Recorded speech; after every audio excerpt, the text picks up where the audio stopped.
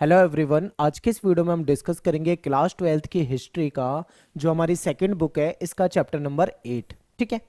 Chapter का नाम है किसान, जमींदार और राज्य। इस चैप्टर को यहाँ पे हम डिटेल में करने वाले हैं, कंप्लीट आपको समरी कराऊंगा और जो जो पॉइंट इंपॉर्टेंट है सारी बातें आपको बताते चलूंगा।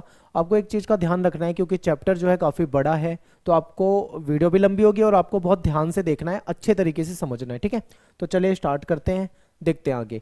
और टेलीग्राम ग्रुप जरूर ज्वाइन कर लो, अगर आपने नहीं ज्वाइन किया है तो क्लास 12 ESP न्यू ग्रुप, इस ग्रुप को ज्वाइन कीजिए। यहाँ पे आपको PDF नोट्स मिल जाएंगे, आप PDF को भी डाउनलोड कर सकते हैं। और हमारी वेबसाइट पे आपको सारे नोट्स मिल जाएंगे, जिसमें आपको चैप्टर वाइज नोट्स मिल जाएंगे, इंपॉर्टेंट क्वेश्चन, MCQ वगैरह सब मिल जाएंगे। ठीक है, तो इसके लिए आपको गूगल पे जाके eklavyastudypoint.com सर्च करना है, फिर आपको ये वेबसाइट आएगी, इसमें क्लास 12th पे जाना है, अपने सब्जेक्ट पे जाना है और ऐसी टेबल आएगी।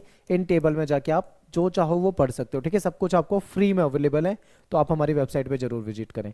चलिए बात करते हैं चैप्टर की, और सबसे पहले इसका इंट्रोडक्शन समझते हैं, क्योंकि ये जो चैप्टर है ना, इसमें हम गांव के बारे में पढ़ेंगे, ग्रामीण समाज के बारे में पढ़ेंगे। ठीक है, जंगलों के बारे में पढ़ेंगे, कृषि के बारे में पढ़ेंगे, महिलाओं जमींदारों की स्थिति के बारे में पढ़ेंगे। तो काफ़ी बड़ा चैप्टर है, तो इसको इंट्रोडक्शन को समझते हैं। इंट्रोडक्शन से आपको समझ में आ जाएगा कि हम क्या क्या पढ़ने वाले हैं, इस चैप्टर के अंदर क्या क्या समझने वाले हैं। ठीक है, देखिए, अगर बात करें 16वीं 17वीं सदी की, तो इस समय क्या था, जो हिंदुस्तान की जो आबादी थी उसमें जो 85% जो लोग थे वो गांवों में निवास करते थे, यानी गांवों में रहते थे। ठीक है, 85% लोग जो भारत में रहने वाले हैं वो गांवों में निवास करते थे 16वीं 17वीं सदी में। तो ये इंपॉर्टेंट है, यहीं से आपको समझ में आ गया कि हम इसमें कहीं ना कहीं ग्रामीण समाज के बारे में पढ़ेंगे चैप्टर के अंदर। ठीक है, और आगे समझते हैं, थोड़ा डिटेल में चलते हैं। गाँव की बात कर रहे हैं, तो गाँव में क्या होता है, देखिए, गाँव जो होता है, गाँव में आपको कृषि देखने को मिलेगी। गांव के जो लोग होते हैं वो प्राथमिक क्रियाकलाप से जुड़े होते हैं, खेती करते हैं। ठीक है, और पशुपालन करते हैं, मछली पालन करते हैं, ये सारे काम गांव में होते हैं। तो प्राथमिक क्रियाकलापों से जुड़े हुए लोग गांव में रहते हैं। तो देखिए, 16वीं 17वीं सदी के दौरान हिंदुस्तान में 85% जो लोग थे वो गांव में रहा करते थे। छोटे किसान, ठीक है, या फिर भूस्वामी सम्राट। छोटे किसान, जो छोटे किसान होते थे, भूस्वामी जो जो भूमि के स्वामी होते थे, जिनके पास बड़ी जमीनें होती थी, सम्राट होते थे। ठीक है, यानी कि वो एक, आप ऐसा मान लो कि अच्छा वर्ग होता था। ठीक है, उच्च वर्ग मान लो इसको। ये दोनों ही क्या करते थे, कृषि उत्पादन से जुड़े थे, यानी खेती से जुड़े थे, और दोनों ही फसल के हिस्सों के दावेदार हुआ करते थे। इससे इनके बीच में कई जगह पे सहयोग देखने को मिलता है, तो कभी कभी हमें प्रतियोगिता देखने को भी मिलती है। ये दोनों आपस में, इनके बीच में कंपटीशन भी रहता था, संघर्ष भी कई जगह देखने को मिलता है। ठीक है, एक तरफ है छोटे किसान, तो दूसरी तरफ है भूस्वामी सम्राट, यानी कि जिनके पास बड़ी बड़ी जमीनें हैं। इनके बीच में हमें कहीं सहयोग दिखता है, कहीं कंपटीशन दिखता है, तो कभी कभी इनके बीच में संघर्ष या विवाद भी देखने को मिलता है। इसी समय क्या होता है, कुछ बाहरी ताकतें जो थी वो ग्रामीण दुनिया में दाखिल हुई। ठीक है, वो क्या है, वो है मुगल राज्य। अब मुगल राज्य की बात करें तो इस समय में मुगल साम्राज्य आ चुका था। ठीक है, मुगल साम्राज्य कब कैसे आया था इस पे हम नहीं जाएंगे, क्योंकि बहुत डिटेल, पहले ही चैप्टर इतना बड़ा है, इन सब चीज़ों में जाएंगे तो बहुत बड़ा हो जाएगा। और टू द सिलेबस रखूंगा मैं आपको, जो आपके सिलेबस में उतना ही पढ़ाऊंगा, एक्स्ट्रा नहीं पढ़ाऊंगा, जिससे आपका टाइम बचेगा। ठीक है, तो इस समय में मुगल राज्य आ चुका था, यानी बाहरी लोग भी ग्रामीण दुनिया में प्रवेश कर चुके थे। आपको ये समझना है। आगे चलते हैं अगली स्लाइड में। अब बात करते हैं कि मुगल राज्य जो है वो अपनी आमदनी का बहुत बड़ा हिस्सा जो था वो कृषि उत्पादन से उगाता था। ठीक है, अब ये समझिए कि जब 85% लोग, यानी 85% लोग अगर गांव में रहते हैं, इसका मतलब क्या है कि वो लोग खेती ही करते होंगे, क्योंकि गांव में खेती ज़्यादा होती है। जब खेती ज़्यादा होती है तो जाहिर सी बात है कि जो मुगल राज्य है, मुगल साम्राज्य जो है, वो उसकी आमदनी का जो सोर्स होगा, मेन सोर्स, वो कृषि उत्पादन से ही तो होगा। वो कृषि उत्पादन से ही अपना कर इकट्ठा करते होंगे, टैक्स इकट्ठा करते होंगे। ठीक है, तो ये लाइन जो है, ये पॉइंट जो है आपको याद रखना है कि मुगल राज्य के पास जो उसकी आमदनी का सबसे बड़ा स्रोत था, सबसे मेन स्रोत था, वो क्या था, कृषि उत्पादन से मिलने वाला टैक्स। ठीक है, या फिर कृषि उत्पादन, इतना भी याद रख लोगे बहुत है। आगे चलते हैं। अब बात करते हैं राज्य के नुमाइंदे।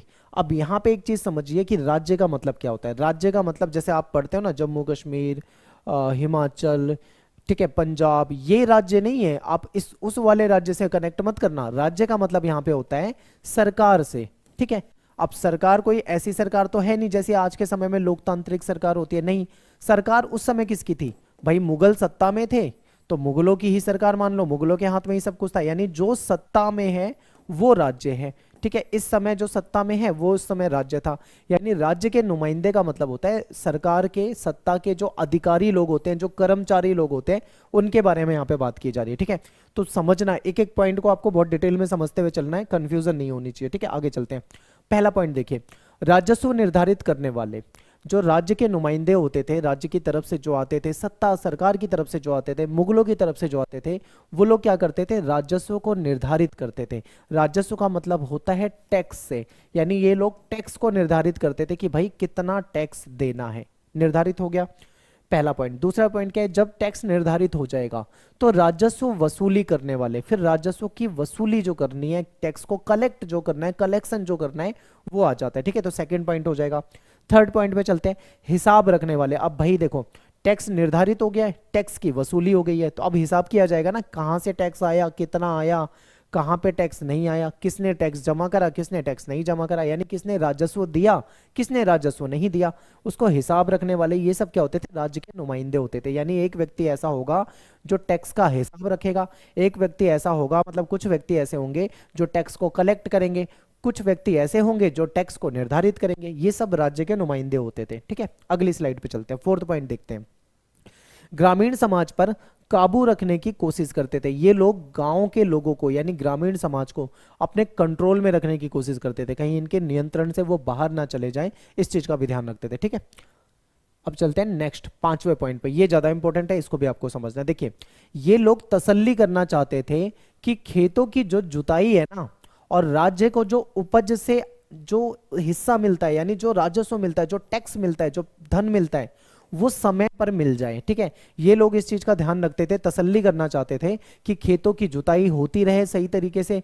ठीक है, फसल उत्पादन होता रहे। अगर खेतों की जुताई होगी, फसल उत्पादन होगा, तो राज्य को उसकी जो उपज है उसका हिस्सा मिल जाएगा। ठीक है, तो ये इस चीज का भी ध्यान रखते थे। छठा पॉइंट देखिए, एक एक पॉइंट समझते हुए चलना है। छठा पॉइंट है, कई फसलें बेचने के लिए उगाई जाती थी। यानी कुछ फसलें ऐसी होती थी जो केवल और केवल बेचने के उद्देश्य से उगाई जाती थी। उससे क्या होता था, उससे लाभ ज्यादा होता था। ठीक है, ऐसी फसलों से लाभ होता था, इसलिए व्यापार, मुद्रा और बाजार ये भी गांव में होने लगा। अब देखो, कुछ जो किसान थे, कुछ फसल ऐसी उगा रहे हैं जिसको केवल बेचने के लिए उगा रहे हैं। ठीक है, उसको वो खाने के लिए, अपने पास रखने के लिए नहीं उगा रहे, बस उनको उगाना है, उसको बेच देना है।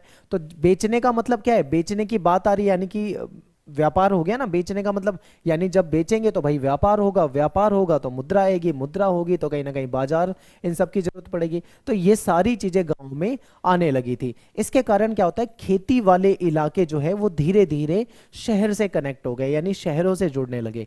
तो ये सारी चीजें बिल्कुल सिंपल तरीके से आपको समझाते हुए चल रहा हूं। आगे ये जो चैप्टर है थोड़ा इंटरेस्टिंग है, आपको बहुत अच्छा लगेगा, आगे डिटेल में आप समझ पाओगे। ठीक है, अब यहाँ पे थोड़ा सा ना बात कर लेते हैं कि इस पूरे चैप्टर का ओवरव्यू ले लेते हैं कि पूरे चैप्टर में अपने को पढ़ना क्या है, क्या क्या समझना है। तो देखिए, हम किसानों के बारे में पढ़ेंगे, हम कृषि उत्पादन को समझेंगे। ठीक है, सिंचाई तकनीक, किस प्रकार से किसान सिंचाई करते थे, इसको देखेंगे। फसलों के बारे में समझेंगे, ग्रामीण समुदाय के बारे में जानेंगे, जाति व्यवस्था को समझेंगे, पंचायत को समझेंगे। पंचायत का बहुत बड़ा रोल था, 8 नंबर का क्वेश्चन आएगा पंचायत में से, बहुत इंपॉर्टेंट है। ठीक है, किसान, जमींदार और राज्य के क्या संबंध होते थे, इसको देखेंगे। फिर कृषि समाज में महिलाओं की क्या स्थिति होती थी, ये इंपॉर्टेंट है, 8 नंबर का क्वेश्चन यहां से बनता है। जंगल और कबीले को समझेंगे, जमींदार को समझेंगे, 8 नंबर का क्वेश्चन जमींदार से भी बनता है। भू राजस्व प्रणाली और आईने अकबरी को समझेंगे। ठीक है, यहाँ पे जहां पे 3 टॉपिक मैंने बताए, एक तो जमींदार हो गया, दूसरा कृषि समाज में महिला हो गई, और तीसरा पंचायत हो गया। तीनों टॉपिक में से आपका एक लॉन्ग क्वेश्चन आता है, तो ये याद रखना, कोई ना कोई लॉन्ग क्वेश्चन बनेगा। इसके अलावा भी बन सकता है, पर उसके चांस बिल्कुल कम हो जाते हैं। आएगा तो इन 3 में से ही ज्यादातर पूछा जाता है। ठीक है, अब इनको क्या करेंगे, एक एक करके अच्छे से समझते हैं एक एक पॉइंट को। सबसे पहला जो हमारी हेडिंग है वो है किसान और कृषि उत्पादन। इसमें अपने को क्या समझना है कि जो किसान लोग होते थे उनको समझना है, और वह किस प्रकार से कृषि उत्पादन करते थे उसको समझना है। ठीक है, तो देखिए, किसान जो है वो साल भर अलग अलग मौसम में विभिन्न काम करते थे, अलग अलग प्रकार के। क्या क्या काम करते थे भाई, किसान लोग हैं वो जमीन की जुताई करते थे। जुताई का मतलब क्या होता है, जो खेत होता है उसमें कुछ नुकीली चीज से, हल वगैरह से उसको खोदा जाता है मिट्टी को। ठीक है, ताकि मिट्टी के अंदर वो हल जाता है और उसको खोदते हुए चलता है, तो उसको बोला जाता है जुताई। यानी ये जमीन की जुताई करते थे। बीज बोते थे, ठीक है, बीज को लगाना, फसल जब पक जाए तो उसकी फिर कटाई करना, ये सारे काम करते थे। यानी कि किसान क्या करते थे, खेतों की जुताई करते थे। आप देख रहे हो यहाँ पे हल, ठीक है, ये जो बैल है, बैल में हल बांध रखा है, उसके तहत वो जमीन की जुताई कर रहा है। यहाँ पे आपको ये फसल को निकालते हुए दिखाई दे रहा है, ठीक है। यहाँ पे बीज दिखाई दे रहे हैं, यानी बीज की बातें चल रही है। तो ये सारी चीजें आपको दिमाग में बिठा लेना है और एक एक पॉइंट आपको अच्छे से समझते हुए चलना। आगे चलते हैं। इसके अलावा वे उन वस्तुओं के उत्पादन में भी शरीक होते थे, यानी शामिल होते थे जो कृषि आधारित थी, ठीक है। अब कृषि आधारित कौन सी वस्तुएं हैं, तो इसमें एग्जाम्पल है आपके लिए शक्कर और तेल। शक्कर जो है ये किससे बनती है, ये कहीं ना कहीं आपके गन्ने से बनेगी, तो भाई ये भी कृषि उत्पादित हो गया ना। तेल जो है आपको, जो सरसों की खेती वगैरह से या जो अन्य खेती होती है उससे आपको तेल मिलेगा। तो इन चीजों को बनाने में भी किसान लोग जो थे वो शामिल होते थे, ठीक है। आगे चलते हैं। लेकिन सिर्फ मैदानी इलाकों में बसे किसानों की खेती ही ग्रामीण भारत की खासियत नहीं थी। ये पॉइंट, ठीक है, बहुत इंपॉर्टेंट है, इसको याद रखना। अब जब भी मैं आपके सामने बोलता हूँ कृषि या खेती की बात करता हूँ, तो आपके दिमाग में जो इमेज बनती है ना खेती की, तो आपके दिमाग में इमेज बनती है एक बड़ा सा खेत होगा, ठीक है, प्लेन जगह पे होगा, समतल में खेत होगा, उसमें कुछ फसलें लगाई जा रही होगी, किसान वगैरह, यही आपके दिमाग में इमेज बनती है। लेकिन क्या कृषि इतने में ही थी, तो हमारा जवाब है नहीं।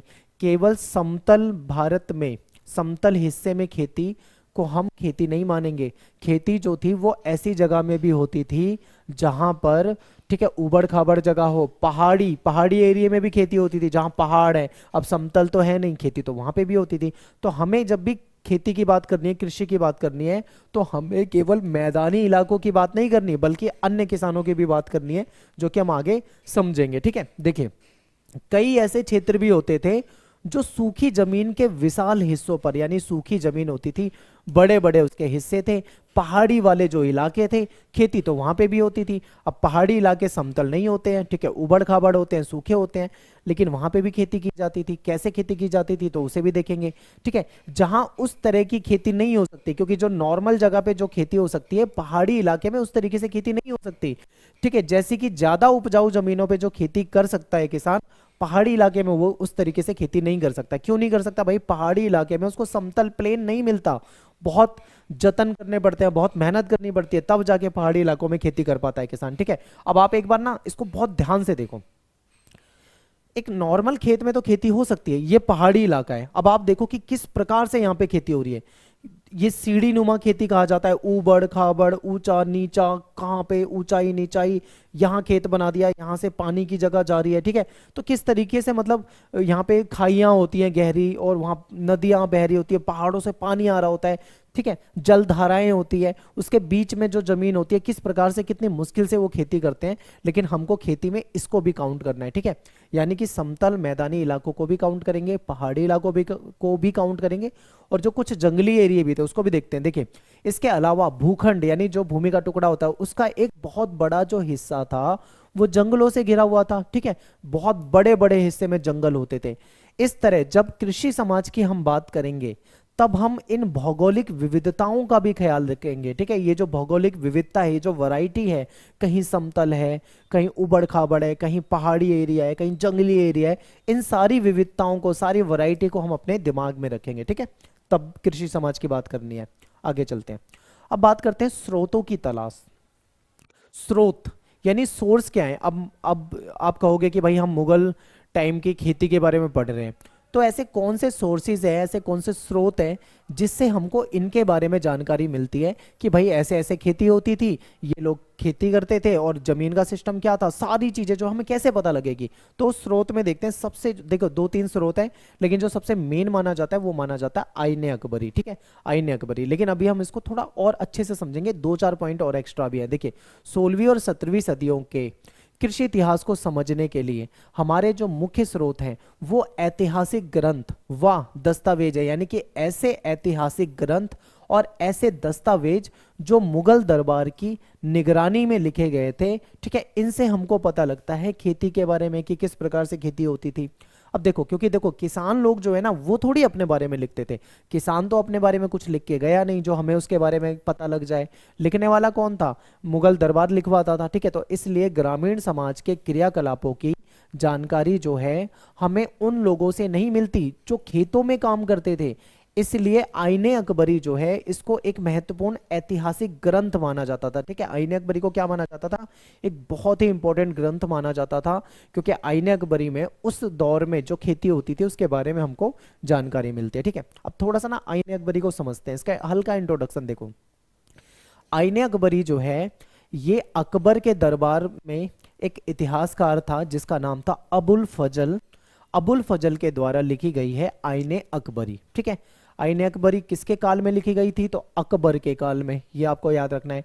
किसके द्वारा लिखी गई थी? तो इसका जो दरबारी इतिहासकार था अबुल फजल, इसके द्वारा लिखी गई थी। बस इतना ही आपको याद रखना है। आगे हम चलते हैं, हम एक एक पॉइंट को अच्छे से समझते हैं। देखिए, बात करते हैं आईने अकबरी में हमको कृषि के बारे में, एग्रीकल्चर के बारे में, खेती के बारे में क्या जानकारी मिलती है। तो देखिए, खेतों की नियमित जुताई होती थी, इसके बारे में जानकारी मिलती है हमें आईने अकबरी से। राज्य के जो नुमाइंदे हैं, ठीक है, जो टैक्स को निर्धारित करते हैं, राज्य के नुमाइंदे क्या करते थे? टैक्स निर्धारित करते थे, टैक्स का कलेक्शन करते थे, और क्या करते थे? ये भी टैक्स का पूरा हिसाब भी रखते थे। ठीक है, तो राज्य के जो नुमाइंदे थे इनके द्वारा करों की उगाही की जाती थी, यानी कि राजस्व इकट्ठा किया जाता था। ठीक है, या हम कहें तो टैक्स कलेक्शन किया जाता था। ठीक है, राज्य और जमींदारों के बीच, राज्य और जमींदारों के बीच, राज्य का मतलब यहाँ पे किससे है? सत्ता से है। मैंने आपको स्टार्टिंग में बताया था सत्ता में कौन थे? मुगल थे। यानी कि सीधा सीधा ये बात करें, मुगल, ठीक है, और जमींदारों के बीच में रिश्ते का लेखा जोखा जो है वो हमको आईने अकबरी से मिलता है। और इस ग्रंथ में बड़ी सावधानी से ये सारी चीजें पेश की गई है। ठीक है, अच्छे से इसमें बताया गया है। आईने अकबरी का मुख्य उद्देश्य क्या था भाई? आईने अकबरी का अगर मुख्य उद्देश्य देखें तो वो था कि अकबर के साम्राज्य में, अकबर के समय का एक ऐसा खाका पेश करना, यानी पूरी डिटेल प्रस्तुत करना, जहां एक मजबूत सत्ताधारी वर्ग के सामाजिक मेलजोल बनाकर रखता था, लोगों को ये पता लगे। ठीक है, यानी कि इसका उद्देश्य ये था कि अकबर के समय में किस प्रकार से वो सभी जो सत्ताधारी वर्ग थे या जो समाज के वर्ग थे उनसे कैसे मेलजोल बनाकर रखता था, ये सारी जानकारी आने वाले समय में लोगों को मिल पाए, इसलिए आईने अकबरी लिखवाई गई थी। ठीक है, अब देखो थोड़ा सा और समझते हैं अकॉर्डिंग टू आईने अकबरी। आईने अकबरी के अनुसार अगर हम देखें तो मुगल राज्य के खिलाफ, उसमें लिखा हुआ है मुगल राज्य के खिलाफ कोई बगावत या किसी भी किस्म की जो स्वायत्त सत्ता की दावेदारी असफल होना तय था। यानी अगर कोई ये सोचे ना कि वो मुगल सत्ता से बगावत कर दे, बाहर हो जाए, ठीक है, तो ऐसा पॉसिबल ही नहीं था, वो पक्का फेल होएगा। ठीक है, उसका असफल होना तय था। किसानों के बारे में जो कुछ हमें आइन से पता चलता है, यानी आईने अकबरी से पता चलता है, वह सत्ता के ऊंचे गलियारों का नजरिया है। इसका मतलब क्या है? सत्ता के ऊंचे गलियारों का नजरिए का मतलब है कि जो सत्ता में बैठे हुए लोग हैं उनका जो दृष्टिकोण था, उनका जो नजरिया था, वो हमको आईने अकबरी से पता लगता है। एग्जाम्पल देता हूं, बहुत अच्छे से आपको समझ में आएगा। देखिए, आईने अकबरी को लिखवाने वाला कौन? मुगल।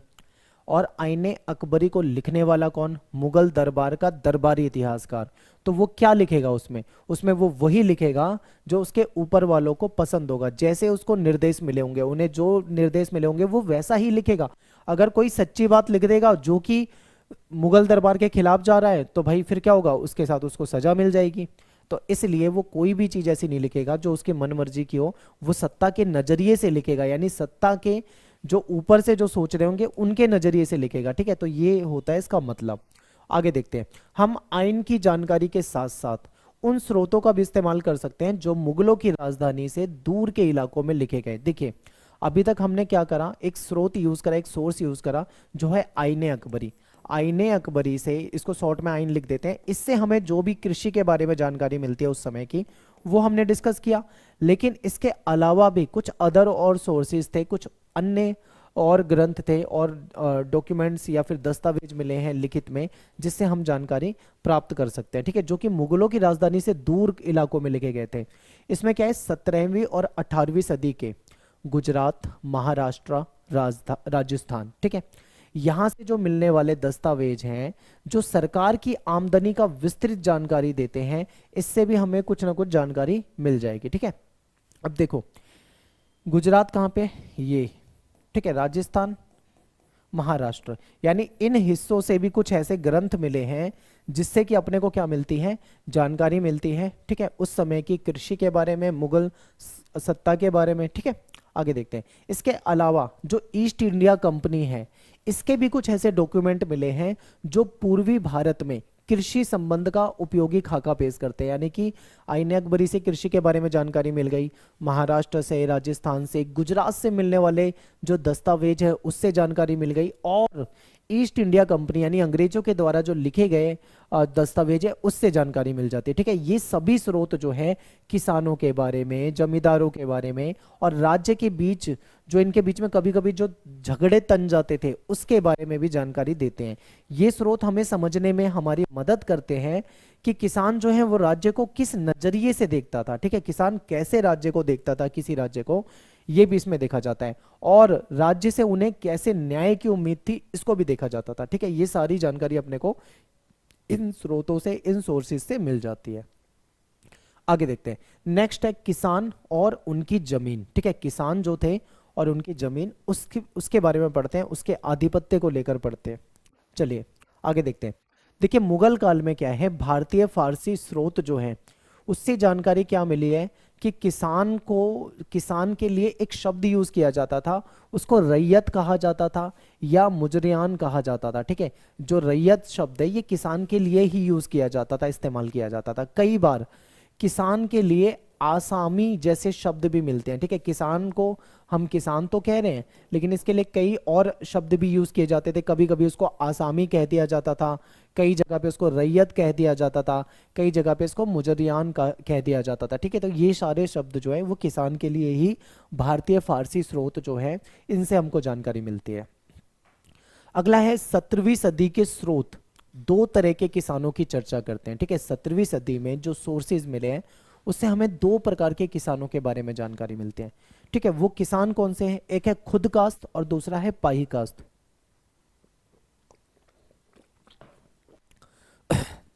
ठीक है, खुद कास्त और पाही कास्त। अब खुद कास्त क्या है इसको देख लेते हैं। देखिए खुद कास्त ऐसे किसान थे जो उन्हीं गांवों में रहते थे जिनमें उनकी जमीन थी। ठीक है, यानी कि ऐसे किसान जिस गांव में उनकी जमीन हो, ठीक है, घर हो, उसी गांव में जो रहते हो किसान, ठीक है, ये तो हो जाते हैं खुद कास्त, यानी अपने ही गांव में रहते थे, अपनी ही जमीन थी, उस पर खेती करते होंगे, ये तो हो गए खुद कास्त। दूसरा हो गया पाही कास्त। पाही कास्त जो है वो उससे थोड़ा सा डिफरेंट है। पाही कास्त में क्या है, इसमें ऐसे किसान होते हैं, ऐसे खेतीहर होते हैं, किसान होते हैं, मजदूर होते हैं जो दूसरे गांवों से ठेके पर खेती करने आते थे और लोग अपनी मर्जी से पाही कास्त बनते थे। ठीक है, ऐसे में ऐसे लोग भी हो सकते हैं, हो सकता है भाई इनके पास खुद की जमीन ना हो, अब हैं तो ये किसान, खेती तो करनी है, अपनी जमीन है नहीं, तो ये क्या करेंगे, दूसरे के खेत को किराए पे लेके खेती कर सकते हैं या फिर ठेके पे किसानी कर सकते हैं, खेती कर सकते हैं। ठीक है, तो ये क्या हो जाएंगे, पाही कास्त। ये याद रखना है, हो सकता है शॉर्ट क्वेश्चन में आपसे पूछ लिया जाए। ठीक है, इसके बाद एक आपकी हेडिंग है एनसीईआरटी में, सिंचाई और तकनीक। यानी इस समय खेती तो करते थे, हमने देखा, सिंचाई के बारे में थोड़ा सा समझ लेते हैं, किस प्रकार की सिंचाई होती थी उस समय में। ठीक है, उसको देखेंगे। देखिए जमीन की बहुतायत थी। बहुतायत का मतलब है जमीन बहुत अधिक थी, बहुत जमीन थी, जमीन की कोई कमी नहीं थी। मजदूरों की मौजूदगी थी, यानी मजदूर भी खूब उपलब्ध थे, जमीन भी बहुत थी, मजदूर भी बहुत थे, और किसान भी गतिशील थे, एक जगह से दूसरी जगह जाते रहते थे, खेती करते थे, खुद कास्त, पाही कास्त, हर तरह के किसान भी अवेलेबल थे। तो इन सब कारण, इन सभी चीजों के कारण कृषि जो है धीरे धीरे बढ़ने लगी, यानी उसका लगातार विस्तार होता जा रहा था। खूब जो कृषि है फैल रही थी, विस्तार बहुत हो रहा था। खेती का जो प्राथमिक उद्देश्य है वो है लोगों का पेट भरना। ठीक है, यही उद्देश्य होता था खेती का। खेती किस लिए की जाती थी, लोगों का पेट भरने के लिए। इसलिए रोजमर्रा के खाने की जो जरूरत है, ठीक है, जैसे रोजमर्रा डेली लाइफ में क्या खाते हैं, गेहूं हो गया, ज्वार हो गया, ठीक है, चावल हो गया, गेहूं तो चलो बाद में आया है, उस समय लोग मोटे अनाज ज्यादा खाते थे, बाजरा वगैरह, ज्वार वगैरह, ठीक है, इस तरह की चीजें। तो ये फसलें जो होती है, खाने वाली फसलें होती हैं, ये फसलें उगाई जाती थी। ठीक है, और देखो जिन इलाकों में 40 इंच, यानी साल की बात कर रही एनुअल, यानी एनुअल अगर हम प्रति वर्ष देखें 40 इंच या उससे ज्यादा बारिश होती थी, वहां पे चावल की खेती होती थी, क्योंकि चावल की खेती के लिए ज्यादा पानी लगता है। ठीक है, चावल की खेती के लिए ज्यादा पानी की जरूरत होती है, इसलिए जहां पे ज्यादा बारिश होती थी वहां पे चावल की खूब खेती होती थी। लेकिन जिन जगह पे बारिश कम होती थी, कम बारिश वाले जो इलाके थे, वहां पे गेहूं उगा लिया जाता था या फिर ज्वार बाजरे की खेती कर ली जाती थी, क्योंकि ज्वार बाजरा जो है मोटे अनाज में इसको काउंट किया जाता है, और ये जो मोटे अनाज होते हैं इसके लिए बहुत कम पानी में काम चल जाता है। ठीक है, लेकिन चावल के लिए अपने को बहुत पानी चाहिए। मॉनसून जो है भारतीय कृषि की रीढ़ था, जैसे आज भी है। देखिए भारत जो है कृषि प्रधान देश है, हम सब ने पढ़ा है, तो मॉनसून पे आधारित है। मॉनसून हमारी कृषि की रीढ़ तब भी था और अब भी है, ठीक है। तो यानी मॉनसून बहुत इंपॉर्टेंट है, ये याद रखना है। अब बात करते हैं, कुछ ऐसी फसलें भी थी जिनके लिए अतिरिक्त पानी की जरूरत थी, यानी कि कुछ ऐसी फसलें होती थी जिसपे कुछ एडिशनल पानी की अपने को जरूरत पड़ जाती थी। इनके लिए सिंचाई के कुछ कृत्रिम उपाय बनाने पड़े, क्योंकि भाई अब कुछ ऐसी फसलें जिसमें एडिशनल पानी चाहिए। अब बारिश के भरोसे थोड़ी बैठा रहेगा किसान, उसे कहीं ना कहीं पानी का कुछ ना कुछ सोर्स तो बनाना ही पड़ेगा। तो इसके लिए कृत्रिम उपाय, कृत्रिम का मतलब होता है आर्टिफिशियल, ठीक है। अब नदी है वो तो नेचुरल है, बारिश है वो नेचुरल है, लेकिन कुछ आर्टिफिशियल चाहिए ना। आर्टिफिशियल में क्या आ जाएगा, कोई नहर बना देना, ठीक है, कोई तालाब बना देना, जोहड़ कहा जाता है, या कोई कुआं खोद देना, कुएं, ये सब क्या हो जाता है, ये सब आर्टिफिशियल यानी कृत्रिम हो जाता है, ठीक है।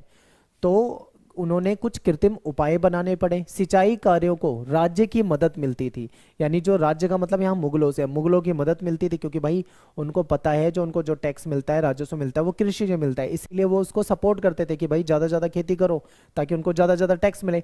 उत्तर भारत में राज्य ने कई नहरें और नाले खुदवाए, और कई पुरानी जो नहरें थी उसकी तो इन्होंने मरम्मत करवा दी। जैसे कि शाहजहां के काल में अगर हम देखें तो इस समय में पंजाब में जो शाह नहर है, ये इसका अच्छा एग्जाम्पल है, पेपर में आता है तो आप ये एग्जाम्पल लिख सकते हो, ठीक है। तो आप यहाँ पे क्या समझोगे, आपको क्या समझ में आया कि देखो नेचुरल मॉनसून से जो पानी मिल गया, लेकिन कृत्रिम उपाय भी कर रखे थे इन्होंने, नहरें वगैरह बनवा रखी थी, नाले वगैरह खुदवा रखे थे जहां से ये पानी ले लें, और एक्स्ट्रा पानी मिल जाता था उससे वो क्या करते थे, उसको यूज करके अच्छे से खेती कर पाते थे, ठीक है। आगे चलते हैं, किसान द्वारा अपनाई जाने वाली कृषि तकनीक। देखिए खेती के लिए पशु बल का इस्तेमाल भी किया जाता था। पशु बल आपने देखा ना, स्टार्टिंग में मैंने आपको दिखाया था, जो जुताई करते हैं तो जुताई के समय में बैल का इस्तेमाल करते हैं, बैल के कंधे पे ही तो वो बांधा जाता है, ठीक है, हल बांधा जाता है। आगे देखो, लकड़ी के हल इस्तेमाल में लाए जाते थे, जिसके एक छोर में लोहे की नुकीली धार वाली फाल लगाई जाती थी। जो हल होता था वो कुछ इस प्रकार से होता था, ठीक है, इस प्रकार का हल होता था, जिसमें नीचे का जो हिस्सा है जो जमीन में जाता था, ये हल्का लकड़ी का हल होता था, लेकिन इसमें लोहे की फाल लगा दी जाती थी ताकि वो जमीन में अच्छे से उसको गहराई तक जाके उसको मतलब उसमें जाए और उसको खुदाई कर सके।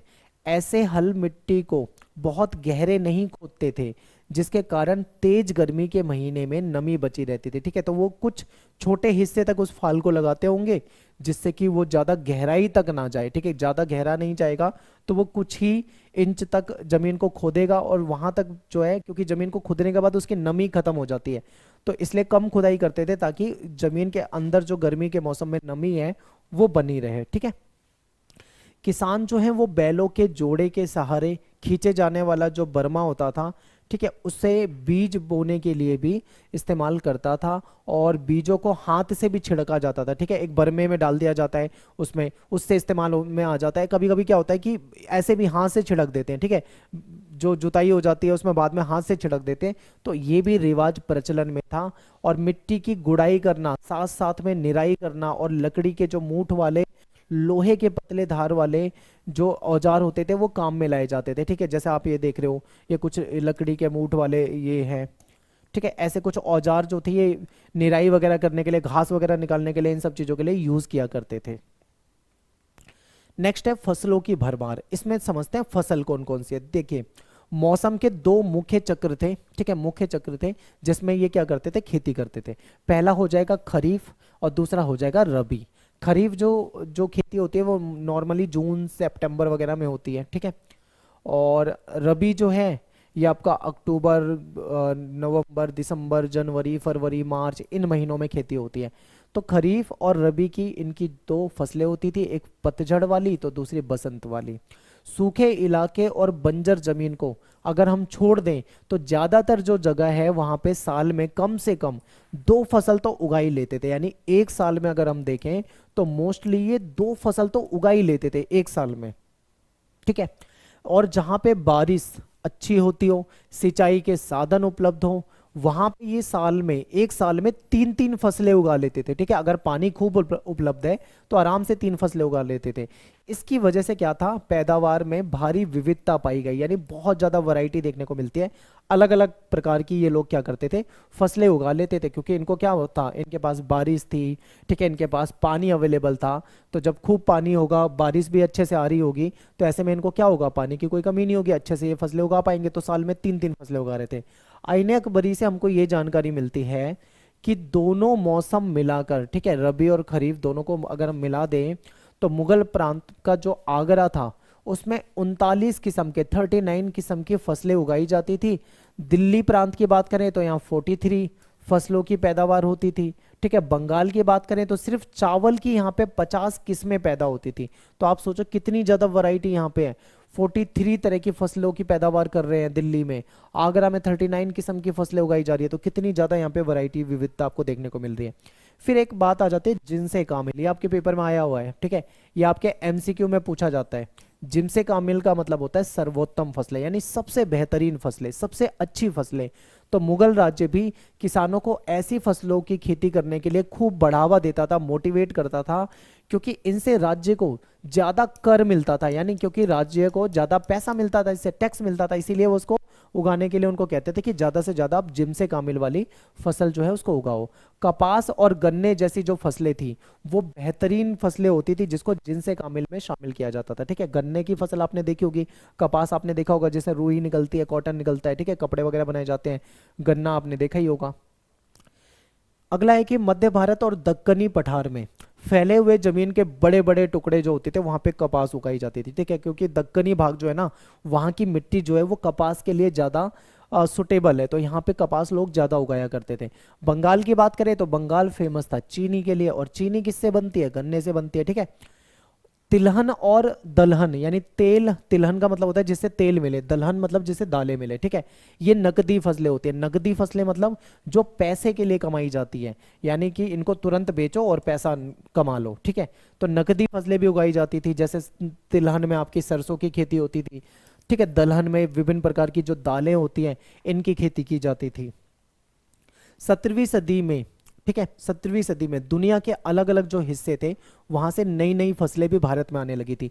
मक्का, आप सभी मक्का खाते हैं, मक्का यूज करते हैं, तो मक्का जो है वो भारत में कहाँ से आया है, अफ्रीका की तरफ से, स्पेन की तरफ से आया है, ठीक है। अफ्रीका और स्पेन के रास्ते से क्या आया है, मक्का आया है। इसके अलावा कुछ और फसलें हैं, जैसे कि देखो टमाटर हो गया, आलू हो गया, मिर्च हो गई, ये जो सब्जियां हैं ये नई दुनिया से लाई गई थी, ठीक है। भारत में नहीं होता था ये टमाटर आलू वगैरह, यहाँ से लाई गई थी। अब ये नई दुनिया में क्या है, आपका जो उत्तरी अमेरिका, दक्षिण अमेरिका, कैरिबियन जो एरिया हो जाता है वो सब नई दुनिया कहलाता है, ठीक है, वहां से ये चीजें आई है। ये जो फल हैं, जैसे आपका अनानास हो गया, पपीता हो गया, ये जो फल है ये भी कहीं ना कहीं बाहर से ही आए हैं, नई दुनिया से आए हैं, ठीक है। तो ये भी आपको याद रखना है। कुछ ऐसी भी फसलें थी जो कि बाहर से आई थी, जो देसी फसलें थी देश में उगती थी वो तो अपने पास थी, बाहर की फसलें भी यहाँ पे उगाई जाने लगी थी। इसके बाद बात करेंगे ग्रामीण समुदाय की। गांव की बात कर रहे हैं तो ग्रामीण समुदाय तो अपने को पढ़ना ही पढ़ना है। ग्रामीण समुदाय को थोड़ा अच्छे से समझते हैं। देखिए, किसान की अपनी जमीन पे व्यक्तिगत मिल्कियत होती थी। व्यक्तिगत मिल्कियत का मतलब होता है उसका निजी अधिकार होता था, ठीक है, उसकी पर्सनल जमीन होती थी, वो चाहे खरीदे बेचे जो करे, उसकी पर्सनल जमीन होती थी। साथ ही जहां तक उनके सामाजिक अस्तित्व का सवाल है, कई मायनों में एक सामूहिक ग्रामीण समुदाय का ये हिस्सा होते थे। अब गांव की बात कर रहे हैं, देखो ग्रामीण समुदाय की बात कर रहे हैं तो यहाँ पे 3 महत्वपूर्ण घटक हैं। यानी यहाँ पे कौन कौन होते हैं, गांव की जब भी बात करेंगे तो सबसे पहला नंबर आएगा, वो आएगा किसान का, जो खेती करता है, यानी खेती हर किसान। फिर दूसरा नंबर आएगा, गांव की बात करोगे, पंचायत, गांव में पंचायत जरूर होती है, तो गांव की पंचायत। और तीसरा होता है पंचायत का मुखिया, यानी गांव का मुखिया, ठीक है, जिसको मुकद्दम मंडल वगैरह कहा जाता है। ये मुखिया इंपॉर्टेंट है, गांव का मुखिया, इतना याद रखो, गांव का मुखिया, पंचायत और किसान, ये 3 इंपॉर्टेंट घटक हैं इसके, जो तीनों अपने को समझने हैं। और पंचायत वाला जो है ना टॉपिक, इसमें से आपका 8 नंबर का क्वेश्चन आता है, इतना इंपॉर्टेंट टॉपिक है ये। और जाति और ग्रामीण माहौल, देखिए जाति, गांव जो होता था, गांव में क्या होता था, विभिन्न प्रकार की जातियां होती थी। हर समाज में जातियां होती हैं, तो गांव में विभिन्न प्रकार की जाति थी, जाति में बटे हुए लोग थे और उनके काम भी अलग अलग होते थे। तो देख, जातिगत भेदभावों की वजह से खेतीहर किसान जो था वो कई तरह के समूहों में बटे थे। खेतों की जुताई करने वालों में एक बड़ी तादाद में ऐसे लोग होते थे जो नीच समझे जाने वाले काम करते थे, ठीक है, या फिर खेतों में मजदूरी करते थे, ऐसे लोग भी थे। तो यहाँ पे समाज में आपको एक बंटवारा दिखाई दे रहा है, समाज में आपको एक जाति प्रथा दिखाई दे रही है, ठीक है। हालांकि खेती लायक जो जमीन थी उसकी कोई कमी नहीं थी, फिर भी कुछ जाति के लोग ऐसे होते थे जो सिर्फ नीच समझे जाने वाले जो काम होते थे उनको वही काम दिए जाते थे, उनको वही काम करने पड़ते थे। इस तरह वे गरीब रहने के लिए मजबूर थे, उनके पास कोई ऑप्शन नहीं था, वो दूसरा काम कोई कर नहीं सकते थे। उस वक्त जनगणना तो नहीं होती थी, क्योंकि जनगणना तो बाद में हुई है, लेकिन जो भी हमको डाटा मिलता है, जो आंकड़े मिलते हैं, डेटा मिलता है, ठीक है, वो जो फैक्ट मिलते हैं वो कहीं ना कहीं हमारे पास हैं, उनसे हमको ये पता लगता है कि गांव की आबादी का जो बड़ा हिस्सा था वो कुछ इसी प्रकार के जाति वाले समूह में बटा हुआ था, जिनके पास संसाधन कम थे और ये जाति व्यवस्था की पाबंदियों से बंधे हुए होते थे। इनकी हालात जो थे वो आप ऐसा मान लो कि आधुनिक भारत में जो दलितों के हालात हैं, कुछ ना कुछ ऐसे ही इनके हालात उस समय में होते थे, ठीक है। मुसलमान समुदायों में हलाल खोरान जैसी नीच कामों से जुड़े समूह गांव की हदों के बाहर रह सकते थे, यानी कुछ ऐसे लोग थे जो नीच काम करते थे, ठीक है, नीच समझे जाने वाले काम करते थे, वो गांवों से बाहर उनका अलग घर होता था, वहां रहते थे। इसी तरह बिहार में जो मल्लाह ज्यादा थे, इनकी तुलना भी कहीं ना कहीं दास से की जा सकती है, ठीक है। 17वीं सदी में मारवाड़ में लिखी गई जो एक किताब थी, उसमें राजपूतों की चर्चा किसानों के रूप में की गई है, ठीक है, कि राजपूत जो थे वो किसानी करते थे, खेती करते थे। इस किताब के अनुसार ये पता लगता है कि जो जाट होते हैं, जाट जो थे वो भी किसान थे, लेकिन जाति व्यवस्था में उनकी जगह जो थी वो राजपूत के मुकाबले थोड़ी नीचे होती थी, ठीक है, राजपूत उनसे ऊपर होते थे जाति व्यवस्था में। पशुपालन और बागवानी में बढ़ते मुनाफे की वजह से अहीर, गुज्जर और माली जैसी जो जातियां थी वो सामाजिक सीढ़ी में ऊपर उठी, ठीक है, इनका कहीं ना कहीं समाज में ऊपर आती गई ये सारी जातियां। इसके बाद है पंचायत। पंचायत इंपॉर्टेंट टॉपिक है, पंचायत और पंचायत के मुखिया, ये आपको समझना है, यहां से आपका 8 नंबर का क्वेश्चन आएगा, ठीक है। अभी हमने जाति प्रथा समझा कि गांव में लोग रहते थे, वो जातियों में बटे थे, जातियों के अकॉर्डिंग उनके काम डिसाइड होते थे, ठीक है। गांव की पंचायत एक बड़ा टॉपिक है, इसको ध्यान से समझना। गांव की पंचायत में बुजुर्गों का जमावड़ा होता था, गांव के जो बुजुर्ग बूढ़े लोग होते थे उनका जमावड़ा होता था। आमतौर पे क्या होता था, ये गांव के महत्वपूर्ण लोग होते थे, इनके पास अपनी संपत्ति के पुश्तैनी अधिकार होते थे, ठीक है, संपत्ति के इनका अधिकार हैं। और जिन गांवों में कई जातियों के लोग रहते थे, यहाँ पे पंचायत में भी आपको वैरायटी देखने को मिलता है, कई बार क्या है, अलग अलग जाति की अलग अलग पंचायतें भी होती थी, ठीक है। ये एक ऐसा अल्पतंत्र था जिसमें गांव के अलग अलग संप्रदाय और जाति की नुमाइंदगी हो जाती थी। अलग अलग संप्रदाय हो गए, गांव के अलग अलग तरह के लोग हो गए, उन सब की नुमाइंदगी पंचायत से हो जाती थी। पंचायत का फैसला ऐसा होता था कि गांव में सबको मानना होता था, ठीक है, पंचायत ने जो फैसला दिया वो सभी मानेंगे। पंचायत का सरदार जो होता था वो एक मुखिया होता था, इसको मुकद्दम या मंडल भी कहते थे। कुछ स्रोत ऐसे मिले हैं जिससे पता लगता है कि मुखिया जो है, इसका चुनाव जो है वो गांव के बुजुर्गों की आम सहमति से होता था, ठीक है, किसको मुखिया बनाना है, कहीं ना कहीं इसमें जो गांव के बुजुर्ग होते हैं उनका बहुत बड़ा रोल होता था। और इस चुनाव के बाद उन्हें इसकी मंजूरी जमींदार से लेनी पड़ती थी, जब चुनाव हो जाता था तो जमींदार से मंजूरी लेनी पड़ती थी। मुखिया अपने पद पर यानी ओहदे पर तब तक ही रह सकता था, तब तक बना रह सकता था जब तक गांव के बुजुर्ग लोगों का उस पर भरोसा है, ठीक है। अगर मान लो गांव के बुजुर्ग लोगों का उससे भरोसा उठ गया तो फिर वो अपने पद पे नहीं रह सकता, बुजुर्ग उसको बर्खास्त भी कर सकते थे, ठीक है। गांव की आमदनी, कितने गांव की आमदनी हो रहा है, कितना खर्चा हो रहा है, इसका पूरा हिसाब किताब जो है अपनी निगरानी में बनवाना मुखिया का मुख्य काम था। यानी मुखिया जो होता था वो गांव का कितना आय आई है, कितना उसमें से खर्च हुआ है, पूरा रिकॉर्ड बनवाता था अपनी नजर के सामने, ठीक है। और इसमें पंचायत का पटवारी भी कहीं ना कहीं उसकी हेल्प करता था, सहायता करता था, ठीक है। पंचायत का खर्चा जो है गांव के उस खजाने से चलता था जिसमें हर आदमी क्या करता था, अपना योगदान देता था। गांव के सभी व्यक्ति क्या करते थे, पैसे देते थे और वो पैसों से एक फंड बन जाता था, उसका यूज किया जाता था। इस खजाने से उन कर अधिकारियों की खातिरदारी का भी खर्चा किया जाता था, ठीक है। जो कर अधिकारी हैं, जो टैक्स वाले जो अधिकारी होते थे, उनको भी कहीं ना कहीं इसी में से पैसा मिलता था, जो समय समय पर गाँव का दौरा करते थे, गाँव को देखते थे, ठीक है। इस कोष का इस्तेमाल, ये जो फंड है इसका इस्तेमाल बाढ़ जैसी, मान लो कोई आपदा आ जाए, प्राकृतिक आपदा आ जाए, बाढ़ आ जाए, तो उस समय भी इस पैसे को यूज किया जाता था। और सामुदायिक कार्यों के लिए भी इसका इस्तेमाल किया जाता था, ठीक है। और जैसे कि मिट्टी के जो छोटे मोटे बांध बनाना हो गया, नहरों को खोदना हो गया, ऐसे जो सामुदायिक काम होते हैं, कुआं खुदवाना गाँव वगैरह में, इसमें इस पैसे का इस्तेमाल किया जाता था। पंचायत का एक बहुत बड़ा काम ये भी होता था तसल्ली करना कि गांव में रहने वाले अलग अलग समुदाय के जो लोग हैं वो अपनी जाति की हद में रहें। गांव में रहने वाले जो लोग होते थे अलग अलग जातियों में बटे होते थे, उनकी जाति के अकॉर्डिंग उनके काम होते थे। तो पंचायत ये भी देखती थी कि सब अपनी जाति की हदों में रहें, कोई उससे ऊपर उठने की कोशिश ना करे। पूर्वी भारत में सभी शादियां जो होती थी वो मंडल यानी जो मुखिया है उसकी मौजूदगी में होती थी, ठीक है। और जाति की अवहेलना रोकने के लिए कई बार क्या होता था, कोई मान लो जाति की अवहेलना करे तो उसको रोकने के लिए लोगों के आचरण पर नजर रखना गांव के मुखिया की जिम्मेदारी होती थी, ठीक है। गांव का मुखिया जो था उसकी जिम्मेदारी होती थी कि लोगों के आचरण पर नजर रखे, कौन क्या कर रहा है क्या नहीं कर रहा, ये सब ध्यान रखते थे। और पंचायतों को जुर्माना लगाने और समुदाय से निष्कासित करने, ठीक है, पंचायत को लगता है कोई गलत कार्य कर रहा है तो उस पर जुर्माना भी लगा सकती है, उसको समुदाय यानी जाति से भी निकाल सकती है, ठीक है। ऐसे भारी दंड देने के अधिकार होते थे पंचायत को। पंचायत मतलब एक बहुत बड़ा सिस्टम होता था, आप ये मान लीजिए। समुदाय से निकालना, ठीक है, एक बहुत बड़ा कदम माना जाता था जो एक सीमित समय के लिए, कुछ समय के लिए, जैसे मान लो किसी ने कोई गलती करी, हो सकता है उसको 1 महीने के लिए, 1 मंथ, या फिर उसको जो भी टाइम पीरियड उनको लगता हो उसके अकॉर्डिंग उसको समुदाय से बाहर निकालते थे। ठीक है, इस तहत जो दंडित व्यक्ति है उसको दिए हुए समय, जितने समय के लिए सजा मिली है उसको गांव छोड़ना पड़ेगा, गांव से बाहर जाएगा, उसको समुदाय से निकाल दिया। इस दौरान वो अपनी जाति और पेशे से भी हाथ धो बैठेगा, जाति से भी गया और अपना जो उसका प्रोफेशन था, जो काम करता था, उससे भी गया। ऐसी नीति का मकसद क्या था? ये इतनी जो कठोर नीतियां थी इसका मकसद क्या था? इसका मकसद था जातिगत जो रिवाज होते थे, जो उनका जो रिवाज माने जाते थे, उसकी अवहेलना को रोकना, ताकि कोई भी जो गांव के नियम बने हुए हैं, ठीक है, जातियों के नियम बने हुए उसको अवहेलना ना करे, उन चीजों को फॉलो करे, ठीक है। इसलिए ये बनाया गया था। ग्राम पंचायत के अलावा गांव में हर जाति की अपनी पंचायत होती थी। देखिए, ग्राम पंचायत तो गांव की पंचायत हो गई, उसके बाद जाति में समाज बटा और हर जाति की अपनी अलग पंचायत भी है, ये भी होता था। समाज में ये पंचायतें जो थी काफी ताकतवर होती थी, ठीक है, इनकी बातें सबको माननी पड़ती थी। राजस्थान में जाति पंचायतें जो हैं अलग अलग जातियों के लोगों के बीच में, मान लो कभी झगड़ा हो जाए, एक जाति के लोगों का दूसरी जाति के लोगों से झगड़ा हो जाए तो उसको निपटाने का काम भी करती थी, ठीक है, पंचायतें जो होती थी, जाति पंचायत।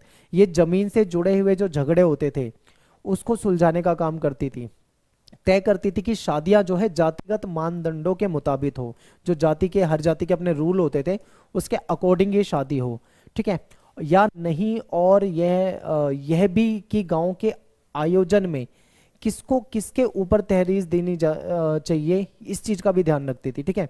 शादी नियम के अनुसार हो, गांव में किसको कितना महत्व देना है, ये सब कुछ ध्यान रखने का काम होता था इनका। पश्चिम भारत की बात करें, खासकर राजस्थान और महाराष्ट्र की बात करें, तो इन प्रांतों में कुछ दस्तावेज ऐसे मिले हैं जिसमें कुछ अर्जियां मिली हैं। अर्जियां क्या थी? जिसमें पंचायत से ऊंची जाति या राज्य के अधिकारी के खिलाफ जबरन कर उगाही या बेगार वसूली की शिकायत की गई है। कई बार क्या होते थे, जो ऊंची जाति के लोग होते थे ना, वो जानबूझकर जो निचली जाति के लोग होते थे उनसे टैक्स इकट्ठा करने लगते थे, अलग से ही टैक्स लेने लगते थे। इसकी भी कई बार क्या है, शिकायत देखने को मिलती है। आमतौर पर ये जो अर्जियां हैं ये ग्रामीण समुदाय के सबसे निचले जो तबके के लोग हैं उनके द्वारा वो लगाते थे, क्योंकि उन्हीं का शोषण होता होगा। अक्सर सामूहिक तौर पे देखें तो ऐसी अर्जियां की जाती थी, ठीक है, एप्लीकेशन लगाई जाती थी। इनमें किसी जाति या संप्रदाय विशेष के लोग जो थे वो संभ्रात समूह की उन मांगों के खिलाफ अपना विरोध जताते थे। संभ्रात समूह कौन से होते हैं? जो ताकतवर समूह होते हैं, जो पैसे वाले समुदाय होते हैं, जो शोषण कर रहे हो, ऐसे समूहों के खिलाफ ये क्या करते थे? एप्लीकेशन लगाते थे, अर्जी लगाते थे, ठीक है। जो इनको लगता था कि हमारे साथ गलत हो रहा है इसलिए ऐसा करते थे ये। इसके बाद नेक्स्ट टॉपिक है हमारा ग्रामीण दस्तकार। अब पंचायत से देखो, पंचायत पढ़ा दिया, पंचायत से आपका एक लॉन्ग क्वेश्चन आएगा। अब ग्रामीण दस्तकार के बारे में पढ़ लेते हैं। देखिए, अंग्रेजी शासन की शुरुआती वर्षों में किए गए गांवों के सर्वेक्षण और मराठाओं के जो हमें दस्तावेज मिलते हैं उससे पता लगता है कि गांव में दस्तकार जो होते हैं वो काफी अच्छी तादाद में रहा करते थे। कहीं कहीं तो ऐसा भी है कि जो टोटल घर है उसका 25% जो है वो केवल दस्तकारों के है। समझ लो आप 1/4 मान लो कि 1/4 जो है, 1/4 जो घर होते थे कई जगह पे वो दस्तकारों के होते थे। कभी कभी किसान और दस्तकारों के बीच में फर्क करना मुश्किल हो जाता था, क्योंकि जो दोनों लोग हैं वो ये काम करते हैं, ठीक है। अब समझिए, कभी कभी ऐसा होता था कि किसान और दस्तकार में फर्क नहीं कर पाते थे। क्यों? क्योंकि जो किसान था वो किसान का तो काम करता ही था, खेती तो करता ही था, वो दस्तकारी का भी काम करता था, ठीक है। जो दस्तकार होते थे वो कई बार दस्तकारी का तो काम करते ही हैं, वो किसानी का भी काम करते थे, यानी दोनों काम कर लेते थे ये लोग। तो इसलिए इनको पहचान पाना मुश्किल हो जाता था। खेतीहर और उसके परिवार के जो सदस्य होते थे, यानी किसान और उसके परिवार के जो सदस्य हैं, वो कई तरह की वस्तुओं का भी निर्माण करते थे। जैसे मान लो रंगरेजी करना, रंगाई वगैरह करना, कपड़े पे छपाई करना, मिट्टी के बर्तन वगैरह बनाना, ठीक है, उसको पकाना, खेती के औजार को बनाना, उनकी मरम्मत करना, रिपेयरिंग करना, कुछ लोग ये काम भी करते थे। यानी कि वो क्या है, खेतीहर है यानी किसान है, और उनके परिवार के अन्य सदस्य ये काम भी करने लगे हैं। ऐसे महीने में जब, मान लो वो महीने जिस समय में किसान के पास टाइम हो, ऐसे महीने में जब खेती से उसको फुर्सत मिल जाए, उसके पास टाइम हो, तो ऐसे समय में वो दस्तकारी भी करने लगते थे। ठीक है, जैसे कि आपका लोहार का काम हो जाएगा, कुम्हार का काम है, मूर्ति बनाना, इस तरीके के काम आ जाते हैं दस्तकारी में। ठीक है, डिजाइनिंग बनाना, कपड़े वगैरह में जो डिजाइनिंग होती है वो सब दस्तकारी में आ जाता है। तो कुम्हार, लोहार, बढ़ई, नाई, यहाँ तक कि सुनार जो होते थे, ये जो ग्रामीण दस्तकार, ठीक है, ये सब अपनी सेवाएं जो होते थे ये गांव के लोगों को देते थे, जिसके बदले में गांव के जो लोग हैं उन्हें अलग अलग तरीके से उनकी सेवाओं की अदायगी की करते थे। यानी उनको, अब ये उनको सर्विस दे रहे हैं अपनी, तो उसके बदले में वो उसको अनाज वगैरह जो भी है वो दे देते होंगे। आमतौर पर या तो उन्हें फसल का एक हिस्सा दे देते थे, या फिर गांव की जमीन का एक टुकड़ा दे देते थे, ठीक है, बदले में। तो क्या, जैसे मान लो जो दस्तकार हैं उन्होंने क्या करा, गांव के लोगों के लिए कुछ काम करा, कोई भी चीज बनाई, तो बदले में वो उसको क्या देंगे, पे कैसे करेंगे, या तो उनको वो कुछ फसल का हिस्सा दे देंगे या जमीन का टुकड़ा दे देंगे। ठीक है, शायद कोई ऐसी जमीन जो खेती लायक होने के बावजूद बेकार पड़ी हो, शायद ही ऐसी कोई जमीन होती होगी उस टाइम पे जो खेती के लायक हो लेकिन बेकार पड़ी हो, सब में खेती होती थी। अब नेक्स्ट हमारा टॉपिक है एक छोटा सा गणराज्य। देखिए, 19वीं सदी के कुछ अंग्रेज अफसरों ने भारतीय गांवों को एक छोटे से गणराज्य के रूप में देखा था। यहाँ ये कहते थे कि यहाँ पे लोग जो है सामूहिक स्तर पर, यानी ग्रुप में भाईचारे के साथ रहते हैं और संसाधनों का और श्रम का क्या करते हैं, बंटवारा करते हैं। ऐसा अंग्रेजों का कहना था, अंग्रेजों का नजरिया था। लेकिन ऐसा नहीं लगता, क्यों? क्योंकि गांव में सामाजिक बराबरी नहीं थी, गांव में तो जाति प्रथा थी, तो कैसे वो मिलजुल कर रह सकते होंगे, कहीं ना कहीं विवाद तो रहता होगा।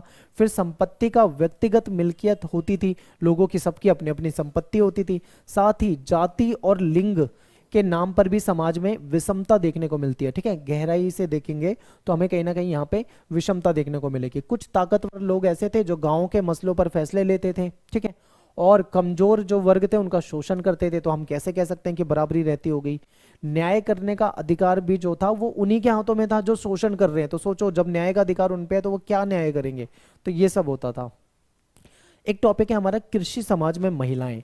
अब ये जो क्वेश्चन है ये पेपर में बहुत ज्यादा पूछा जाता है, लॉन्ग क्वेश्चन में आएगा ये, अगर आएगा तो। ठीक है, लॉन्ग क्वेश्चन में आएगा और कितने नंबर में आएगा, आपके 8 मार्क्स में आता है, ये आपको याद रखना है। ठीक है, इंपॉर्टेंट है। तो महिला जो है इसके बारे में समझते हैं। देखिए, महिलाएं जो होती थी ना, वो पुरुष के साथ कंधे से कंधा मिलाकर खेती का काम करती थी। पुरुष खेत जोतते थे और हल चलाते थे। अब यहाँ पे एक चीज समझिए, महिलाएं पुरुष के साथ कंधे से कंधा मिलाकर खेतों में काम कर रही है। इसका मतलब क्या है? इसका मतलब यह है कि दोनों एक दूसरे के काम में हाथ बटाते थे, एक दूसरे की मदद करते थे। ठीक है, इसका ये मतलब है, इसका वो मतलब नहीं है जो आपके दिमाग में चल रहा होगा। तो यहाँ पे आपको समझना है कि ये एक दूसरे के साथ मिलकर काम करते थे। जैसे देखो, पुरुष जो है वो खेत जोतने का काम कर लेंगे, उसमें ज्यादा मेहनत लगती है, हल चलाने का काम कर लेंगी। तो महिलाएं जो हैं वो बुवाई करने का काम करती थी, बीज बोना, खेतों में जो खरपतवार हो जाता है उसको निकालना, यानी निराई वगैरह करना, फसलों को काटना, पकी हुई फसलों से दाना निकालना, ये काम महिलाएं कर लेती थी। ठीक है, तो खेती का काम जो है मिलजुल कर दोनों महिला और पुरुष कर लेते थे।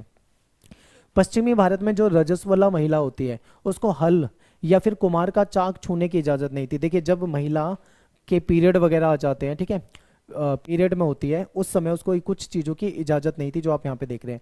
बंगाल में जब महिला का मासिक धर्म आता था, पीरियड आते थे, उस समय वो पान के बगान में नहीं जाती थी, क्योंकि पान के बगान को पवित्र माना जाता है, पान को पूजा वगैरह में यूज़ किया जाता है। ठीक है, तो उस समय माना जाता है कि महिला कुछ समय के लिए अपवित्र हो जाती है, ऐसा कुछ कहा जाता था। उसके अकॉर्डिंग ये सारी मान्यताएं हैं। ठीक है, सूत काटना, बर्तन बनाना, मिट्टी की गुथाई करना, उसको गूंथना, कपड़ों पे कढ़ाई करना, दस्तकारी के जो काम होते थे ये महिला कर लेती थी। उत्पादन के ऐसे पहलू थे महिलाओं के श्रम पे निर्भर थे, यानी कुछ चीजें ऐसी थी, ये सारी चीजें ऐसी थी जो महिलाओं पे निर्भर थी। बर्तन बनाना, मिट्टी को साफ करना, मिट्टी को गीला करके गूंथना, कपड़े पे कढ़ाई करना, दस्तकारी करना, ये सब महिलाओं के काम होते थे। महिलाओं पे ही, महिला के श्रम पे निर्भर होते थे। ठीक है। और किसी वस्तु का जितना वाणिज्यीकरण होता था, जितना उसको कॉमर्शियल यूज होता था, उसकी उतनी ही ज्यादा यहाँ पे डिमांड हो जाती थी। ठीक है, ये भी याद रखना है। ठीक है, उसके उत्पादन के लिए महिलाओं के श्रम की उतनी ही मांग हो जाती थी। यहाँ पे देखो, श्रम जो है ये बहुत महत्वपूर्ण है। श्रम जो है ये दोनों कर रहे हैं। यहाँ पे आप देखोगे तो महिला भी श्रम कर रही है। ठीक है, अलग अलग प्रकार के काम कर रही है, तो पुरुष भी अलग अलग प्रकार के काम कर रहे हैं। तो श्रम का समाज में बहुत महत्व होता था, और जिस चीज का जितना वाणिज्यिकरण हो जाता था, जितना उसको कॉमर्शियल यूज होता था, उतना ही ज्यादा महिलाएं उस काम को करती थी। ठीक है, क्योंकि उसकी डिमांड ज्यादा हो जाती थी। किसान और दस्तकार महिलाएं जरूरत पड़ने पे ना केवल खेतों में काम करती थी, बल्कि जो नियोक्ता होंगे उनके घरों पे भी जाती थी, बाजारों में भी जाके काम करती थी, चीजों को खरीदना बेचना ये सारे काम भी करती थी। क्योंकि समाज जो था वो श्रम पे निर्भर था। मैंने आपको बताया ना, श्रम पे निर्भर था। महिला भी काम कर रही है, पुरुष भी काम कर रहे हैं। इसलिए महिलाओं में क्या होता है, बच्चा पैदा करने की एक काबिलियत होती है। इस वजह से महिलाओं को एक महत्वपूर्ण संसाधन भी माना जाता है, कि महिला जो है वो घर के सारे काम कर रही है, यानी श्रम वाले काम तो कर रही है, घर के भी काम, बाहर के भी काम, प्लस महिला के पास एक ऐसा एक्स्ट्रा, मतलब एक पॉइंट है, बच्चा पैदा करने की क्षमता, जो एक पुरुष में नहीं है। पुरुष मतलब खुद के पेट से बच्चा नहीं पैदा करता ना, महिला करती है। तो ये इसलिए महिला को एक महत्वपूर्ण संसाधन के रूप में देखा जाता है। फिर भी शादीशुदा महिलाओं की जो कमी होती थी, अब क्यों होती थी भाई, क्योंकि महिला जो थी, कई बार कुपोषण के कारण उसकी डेथ हो जाएगी। कई बार बार बार अगर कोई महिला माँ बन रही है, तो जब प्रसव होता था, जब डिलीवरी का टाइम होता था, तो उस वक्त माँ की मौत हो जाती थी। क्योंकि क्या होता था कि आज की तरह ना सुविधाएं नहीं थी। आज के समय में अस्पताल हैं, अच्छा इलाज है, उस समय वो सारी चीज़ें उपलब्ध नहीं थी। इसलिए महिलाओं में जो मृत्यु दर थी वो काफ़ी ज़्यादा होती थी। ठीक है, डिलीवरी के टाइम पे कई बार उनकी डेथ हो जाती थी। इससे किसान और दस्तकार समाज में ऐसे सामाजिक रिवाज पैदा हुए जो सम्भ्रांत समूहों से अलग, काफी अलग होते थे। कई जो ग्रामीण संप्रदाय थे, यहाँ पे शादी के लिए दुल्हन की कीमत अदा करने की जरूरत होती थी, ना कि दहेज की। देखो, महिलाओं की संख्या कम हो जाती है, शादीशुदा महिलाओं की, उनकी डेथ हो जाती है, इसलिए महिलाओं की जो वैल्यू है वो भी यहाँ पे बढ़ रही थी। तो कुछ जगह पे क्या होता था, महिला से शादी करने के लिए उनको पैसा देना पड़ता था। नॉर्मली आज के टाइम पे क्या होता है, जब लड़का लड़की की शादी होती है तो लड़की वाले दहेज देते हैं, पैसा देते हैं लड़के वालों को। लेकिन उस समय में सिस्टम कुछ जगह पे उल्टा था, जो लड़कियों को मिलता था। ठीक है, ये सारी चीजें। तलाकशुदा महिलाएं और विधवाएं दोनों ही कानूनन शादी कर सकती थी। मान लो कोई महिला का तलाक हो रखा है, कोई विधवा है, तो वो शादी कर सकते हैं, उनको परमिशन है। महिलाओं की प्रजनन शक्ति को इतनी अहमियत दी जाती थी, इतनी वैल्यू दी जाती थी, कि उस पर काबू खोने का बड़ा डर होता था। ठीक है, क्योंकि भाई उस समय जो रिवाज होते थे, रिवाज के अकॉर्डिंग घर का जो मुखिया होता था वो हमेशा पुरुष होता था, मर्द होता था। ठीक है, इस तरह महिला पर परिवार और समुदाय के मर्दों का पूरा काबू रखा जाता था। ठीक है, हर व्यक्ति चाहता था कि उसकी जो परिवार की महिला है, उसकी जो पत्नी वगैरह है, वो उसके कंट्रोल में रहे, काबू में रहे। बेवफाई का शक बेवफाई के शक पर महिलाओं को भयानक दंड दिया जाता था। ठीक है, अब बेवफाई क्या होती है आप मुझे एक बार कमेंट में बताइए भाई सभी। ठीक है, तो अगर किसी को अपनी महिला पे, अपनी पत्नी पे शक है कि वो बेवफाई कर रही है या किसी और के साथ जा रही है, तो ऐसे में उसको दंड दिया जाता था भयानक। राजस्थान, गुजरात, महाराष्ट्र, पश्चिम भारत के इलाकों से मिले दस्तावेज में ऐसी कई सारी दरख्वास्त, कई सारी अर्जियां मिली हैं, जो महिलाओं ने न्याय पाने के लिए या फिर मुआवजे की उम्मीद में ग्राम पंचायत को भेजी है। ठीक है, कई बार क्या होता था, महिला ही थोड़ी बेवफाई करेगी, पुरुष भी कर देते थे, तो उसके खिलाफ अर्जियां दी जाती थी। पत्नियां अपने पतियों की बेवफाई का विरोध करती दिखाई देती हैं, या फिर गृहस्थी के मर्द पर आरोप लगाती हैं कि पत्नी और बच्चों की अनदेखी करते हैं। कई बार क्या होता था कि भाई महिलाओं ने आरोप लगाए हैं अपने पतियों पे, कि ना तो वो उसके घर के बारे में ज्यादा चिंता कर रहा है, घर को देख रहा है, ना वो बच्चों को देख रहा है, यानी अनदेखी करता है। कहीं और मान लो अगर वो किसी और के साथ लगा हुआ है, तो इसमें भी टेंशन थी। तो मर्दों की बेवफाई जो थी वो हमेशा दंडित नहीं होती थी। मर्द अगर कोई बेवफाई करता है तो उसमें हमेशा उसको सजा मिले ये नहीं था, लेकिन अगर महिला करे तो भाई उसको दंडित किया जाता था। और राज्य और ऊंची जाति के जो लोग होते थे, अक्सर ये सुनिश्चित करने की कोशिश करते थे कि परिवार का कम से कम भरण पोषण होता रहे। मान लो किसी व्यक्ति ने किसी महिला को छोड़ दिया है, उसके बच्चे भी हैं, तो कम से कम भाई उसको कुछ मुआवजा तो मिले, जिससे उसका घर परिवार चलता रहे। इस चीज का ध्यान रखते थे ये। उसको एक तरह से एलोमनी मान लीजिए या मुआवजा मान लीजिए, जो भी आपको, उसको दिलाने का प्रयास किया जाता था। देखिए, ज्यादातर जो महिलाएं थी वो पंचायत को दरख्वास्त देती थी। उनके नाम जो हैं वो दस्तावेज में दर्ज नहीं किए जाते थे। ठीक है, महिलाओं के नाम नहीं लिखे जाते थे उसमें। नाम कैसे लिखे जाते थे ये समझिए। पुरुषों की से रिलेट करके लिखा जाता था। जैसे मान लो कोई पुरुष है, मान लो किसी का नाम है रमेश, तो रमेश की पत्नी, रमेश की बहन, रमेश की जो भी है, ठीक है, इस तरीके से किया जाता था। यानी महिला का डायरेक्ट नाम ना लिख के उसे किसी व्यक्ति से जोड़कर, उससे उसके रिलेशन को जोड़ के वहां पे लिखा जाता था। ठीक है। भूमिहर भद्रजनों में महिलाओं को पुश्तैनी संपत्ति का हक मिला हुआ था। जो भूमिहर, जो भद्रजन थे, ठीक है, जिनके पास भूमि वगैरह होती थी, उसमें जो महिलाओं को अधिकार मिला हुआ था पुश्तैनी संपत्ति रखने का, यानी पिता के बाद उनको मिलेगा, इस तरीके से। पंजाब में कुछ ऐसे उदाहरण मिले, महिलाएं, विधवा महिलाएं भी पुश्तैनी संपत्ति के विक्रेता के रूप में ग्रामीण जमीन के बाजार में सक्रिय हिस्सेदारी मिलती है। तो इसका एग्जाम्पल है एक पंजाब में। देखो, पंजाब में एक उदाहरण मिला है जहां पे एक महिला थी, ठीक है, उसके उसके कुछ मतलब कि जमीन को बेचने के कुछ डॉक्यूमेंट मिले हैं। ठीक है, यानी कि वो जमीन को बेच रही है। जमीन को अगर उसने बेचा होगा तो इसका मतलब जमीन उसके नाम पे रही होगी। इससे ये लगा है कि भाई महिलाओं के नाम पे भी जमीनें होती थी, उनको पुश्तैनी अधिकार थे, उनको खरीदने बेचने का भी अधिकार होता था। ठीक है, बेच रही है तो वो खरीद भी सकती होगी। तो ये सारी चीजें हैं। हिंदू और मुसलमान महिलाओं को जमींदारी जो थी वो उत्तराधिकार में भी मिलती थी, जिसे बेचने का या फिर गिरवी रखने के लिए वो स्वतंत्र होती थी। बंगाल में जो महिला जमींदार थी वो पाई जाती थी। ठीक है, 18वीं सदी की सबसे बड़ी और मशहूर जमींदारियों में से एक थी राजशाही की जमींदारी, जिसकी कर्ता धर्ता जो थी वो एक स्त्री थी। ये भी यहाँ से पता लगता है कि महिलाओं को जमींदारियों के भी अधिकार होते थे, वो अपनी जमींदारी को खरीद या बेच सकती थी। ठीक है, तो अगला टॉपिक है हमारा जंगल और कबीले। ठीक है, जंगल और कबीले से कभी कभार क्वेश्चन आता है, इसको शॉर्ट में समझेंगे क्योंकि ज्यादा बड़ा टॉपिक है नहीं है, ध्यान से आपको देखना है। देखिए, उत्तर और उत्तर पश्चिमी जो भारत है, ठीक है, यानी कि नॉर्थ और नॉर्थ वेस्ट का जो भारत है, यहाँ पे गहरी खेती वाले जो प्रदेश थे, अगर इनको हम छोड़ दें तो हमें देखने को मिलेगा कि जो ज्यादातर जो बड़ा हिस्सा है वहाँ पे जंगल थे। ठीक है, जंगल, झाड़ियाँ, बहुत बड़ा क्षेत्र जो था वो जंगलों से घिरा हुआ था।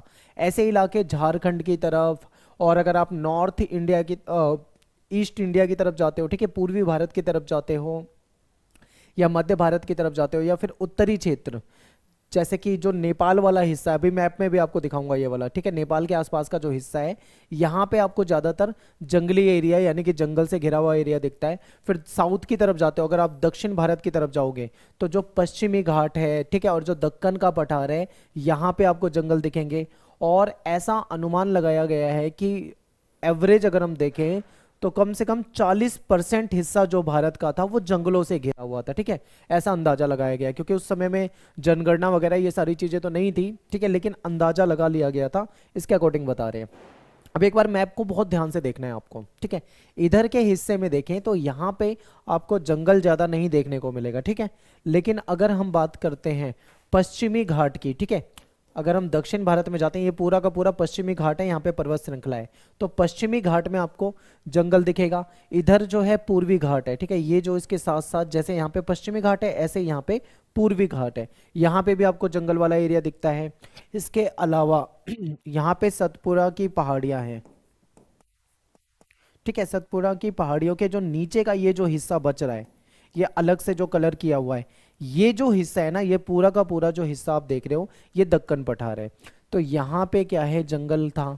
इसके अलावा अगर हम झारखंड से ऊपर की तरफ जाते हैं, ठीक है, या पूर्व की भारत की तरफ जाते हैं, तो यहाँ पे आपको जंगल दिखाई देगा। ये जो नेपाल है यहाँ पे, ठीक है, नेपाल के जो तराई वाला जो हिस्सा है, यहाँ पे आपको जंगल दिखेगा। तो पूरे भारत में देखें तो 40% के करीब तो जंगल ही जंगल था। ठीक है, और इधर की साइड देखें तो यहाँ पे खेती योग्य भूमि बहुत ज्यादा थी। तो ये भी आपको याद रखना है। उस समय की जो रचनाएं हैं, जो भी हमें लिखित में जो भी मिलता है इतिहास, उसमें जंगल में जो रहने वाले लोग थे उनके लिए जंगली शब्द यूज किया जाता था, ठीक है। जैसे कि जंगल में रह रहे हैं इसीलिए जंगली शब्द यूज किया जा रहा है। अब इसका मतलब सभ्यता से नहीं है। आप ये मत सोचना कि जंगल में रहते थे, जंगली थे, तो वो सभ्य नहीं होंगे, ऐसा मत सोचना, ठीक है। ये इसलिए यूज किया जा रहा है क्योंकि ये लोग जंगल में रहते हैं। जंगली होने का मतलब, ठीक है, जंगली होने का मतलब क्या था, जिनका गुजारा जो है, उनकी जो लाइफ है वो कहीं ना कहीं जंगल के उत्पादों से चलती है, शिकार से चलती है, झूम खेती से चलती है, ठीक है। ये स्थानांतरण जो कृषि होती है, इस कृषि को ये करा करते थे। तो आप इस तरीके से इसको समझना है। और ये जो लोग काम करते थे, जंगलों से, जंगल में रहते थे, जंगल से जो भी चीज़ें मिलती हैं, जो भी उत्पाद मिलते हैं, उससे रिलेटेड काम ही करते थे। तो ये काम भी कुछ ना कुछ मौसम के अकॉर्डिंग होता है, क्योंकि हर मौसम में सारी चीज़ें अवेलेबल नहीं रहती, ठीक है। एग्जाम्पल के लिए देखिए, अगर हम बात करते हैं बसंत के मौसम में, तो जो जंगल के उत्पाद हैं इसको इकट्ठा किया जाता था बसंत में, ठीक है। गर्मियों की बात करें तो गर्मी में ये लोग क्या करते थे, मछली पकड़ते थे, ठीक है। मानसून यानी बारिश के महीने में क्या करते थे, ये लोग खेती करते थे, ठीक है, स्थानांतरण कृषि करते थे। अगर सर्दी के महीने की बात करें तो ये लोग शिकार कर लिया करते थे। तो जैसे जैसे मौसम बदलता था उस तरीके से इनकी जो एक्टिविटी होती थी, क्रियाकलाप होते थे, वो भी बदल जाते थे, ठीक है। आगे देखिए, ये सिलसिला जो है लगातार गतिशीलता की बुनियाद पर खड़ा था और इस बुनियाद को और भी मजबूत करता था। गतिशीलता का मतलब क्या है कि यहाँ पे परिवर्तन, चेंजेस होते रहते थे। एग्जाम्पल यहाँ पे आपके सामने है कि ये जो लोग थे, जो जंगली लोग थे, ये एक जगह से दूसरी जगह पर घूमते रहते थे, यानी एक जगह पे परमानेंट फिक्स थोड़ी ना रह रहे हैं। अगर फिक्स होते तो हम कैसे बोलते ये गतिशील है, जब ये एक जगह से दूसरी जगह जा रहे हैं इसलिए इनको गतिशील कह सकते हैं। इन जंगलों में रहने वाले जो कबीले होते थे, ये इनकी एक खास बात थी कि ये एक जगह से दूसरी जगह पे जाते रहते थे। जहां तक राज्य का सवाल है, यानी कि मुगलों का सवाल है, उसके लिए जंगल जो थे उलट फेर करने वाला इलाका था, क्योंकि मुगल जो थे जंगलों को उलट फेर करने वाला इलाका कहते थे। क्यों कहते थे भाई ऐसा इलाका, क्योंकि जंगल में क्या था, बदमाशों को शरण देने वाला अड्डा माना जाता था, क्योंकि जंगल में आसानी से कोई छुप सकता था। और जो जंगल में रहने वाले लोग होते हैं वो तो जंगल के चप्पे चप्पे से वाकिफ होते हैं कहाँ पे क्या है, लेकिन जो बाहर से आने वाले लोग होते थे, जैसे अगर मुगलों की तरफ से कोई जाता है तो उनको नहीं पता होता जंगलों के बारे में, इसलिए आसानी से यहाँ पे छुपा जा सकता था, शरण ली जा सकती थी, ठीक है। बाबर ने क्या कहा है जंगल के बारे में, ये देखिए।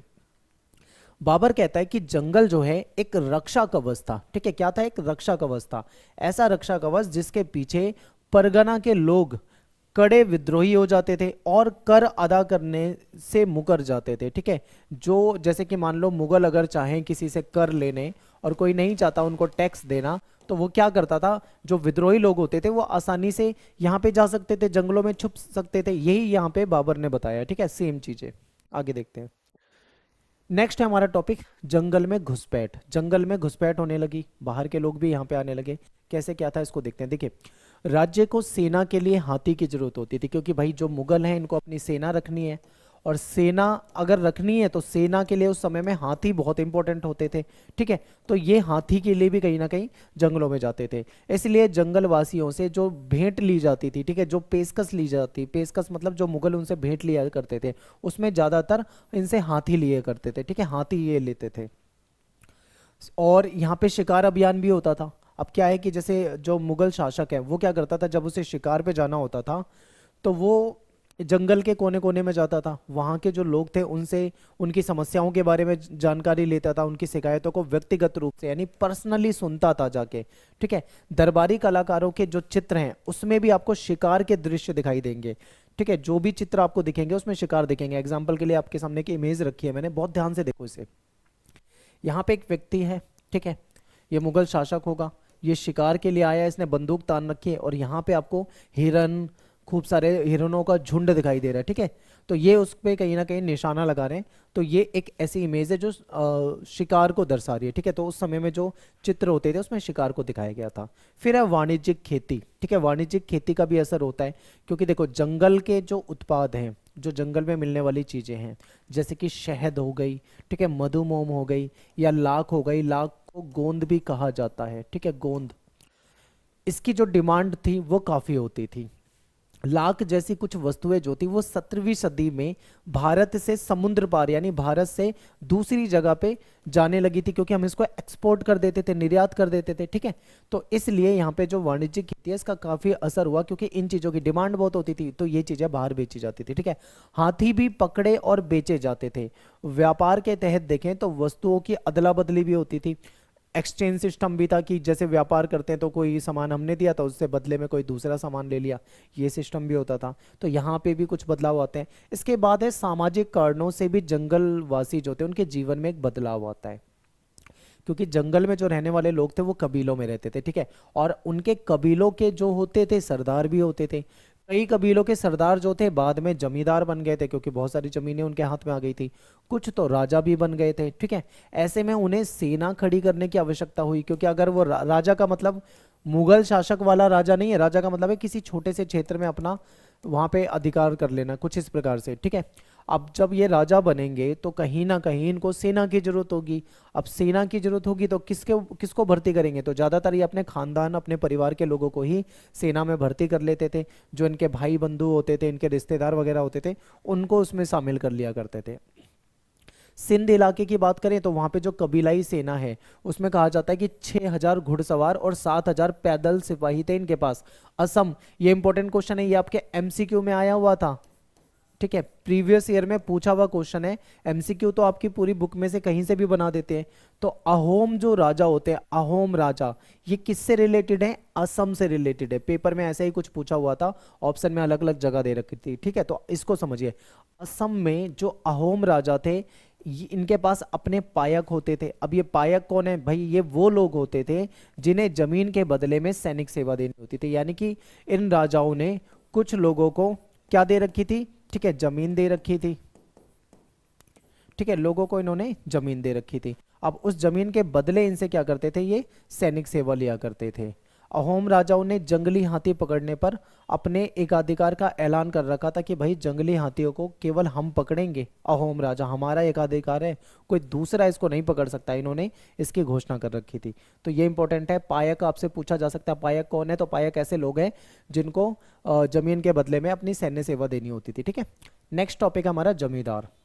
भाई बहुत इंपॉर्टेंट टॉपिक है, इसमें ना आपके 8 नंबर के क्वेश्चन आएंगे, ठीक है। ये आपका जो है 8 मार्क्स में पूछा जाने वाला टॉपिक है, बहुत इंपॉर्टेंट है। इसको बहुत ध्यान से आपको देखना है, अच्छे तरीके से समझना है। एक एक पॉइंट आपको डिटेल में समझाऊंगा, अच्छे से समझते हुए चलना है। देखिए, जमींदार जो थे, जमींदार एक ऐसा वर्ग था जिनकी कमाई जो थी वो खेती से आती थी, यानी इनकी जो अर्निंग है वो तो खेती से हो रही है, लेकिन ये डायरेक्ट कृषि उत्पादन में हिस्सेदारी नहीं करते, क्योंकि भाई जमींदार हैं, इनके पास जमीन बहुत बड़ी होती थी, बहुत ज्यादा जमीन होती थी। तो जाहिर सी बात है, जमीन इनके पास इतनी ज्यादा है, बहुत पैसे वाले हैं, तो भाई खेती खुद से तो करेंगे नहीं, तो ये दूसरे मजदूरों वगैरह से खेती कराते थे, ठीक है। लेकिन यानी कि अर्निंग तो इनकी जमीनों से और खेती से ही हो रही है, लेकिन ये डायरेक्ट नहीं कर रहे बल्कि किसी दूसरे से करवाते थे। आगे देखिए, जमीन अपनी, ये जो जमींदार होते थे ये अपनी जमीन के मालिक होते थे। इनकी जमीन जो होती थी बड़ी बड़ी जमीन होती थी, इस पे इनका मालिकाना हक होता था, ठीक है। ग्रामीण समाज में इनकी ऊंची हैसियत होती थी। जाते थे ना कहीं पे, जमींदार हैं भाई, लोग उनको बहुत इज्जत देते थे, ठीक है, क्योंकि ये मजबूत होते थे पैसों से, ठीक है, जमीनों में मजबूत है, हर चीज में ये काफी आगे होते थे, जाति में भी ऊंचे होते थे। तो इसलिए समाज में इनकी हैसियत होती थी, ऊंची हैसियत। ऊंची हैसियत होने के कारण इनको कुछ खास सामाजिक आर्थिक सुविधाएं भी मिल जाती थी, और ये कहीं ना कहीं मुगल शासक यानी राज्य के करीब भी थे, राज्य के लिए कभी कभार टैक्स भी इकट्ठा करते थे, ठीक है। तो ये काम था, इसलिए कहीं ना कहीं इनको खास सुविधाएं भी मिली हुई थी।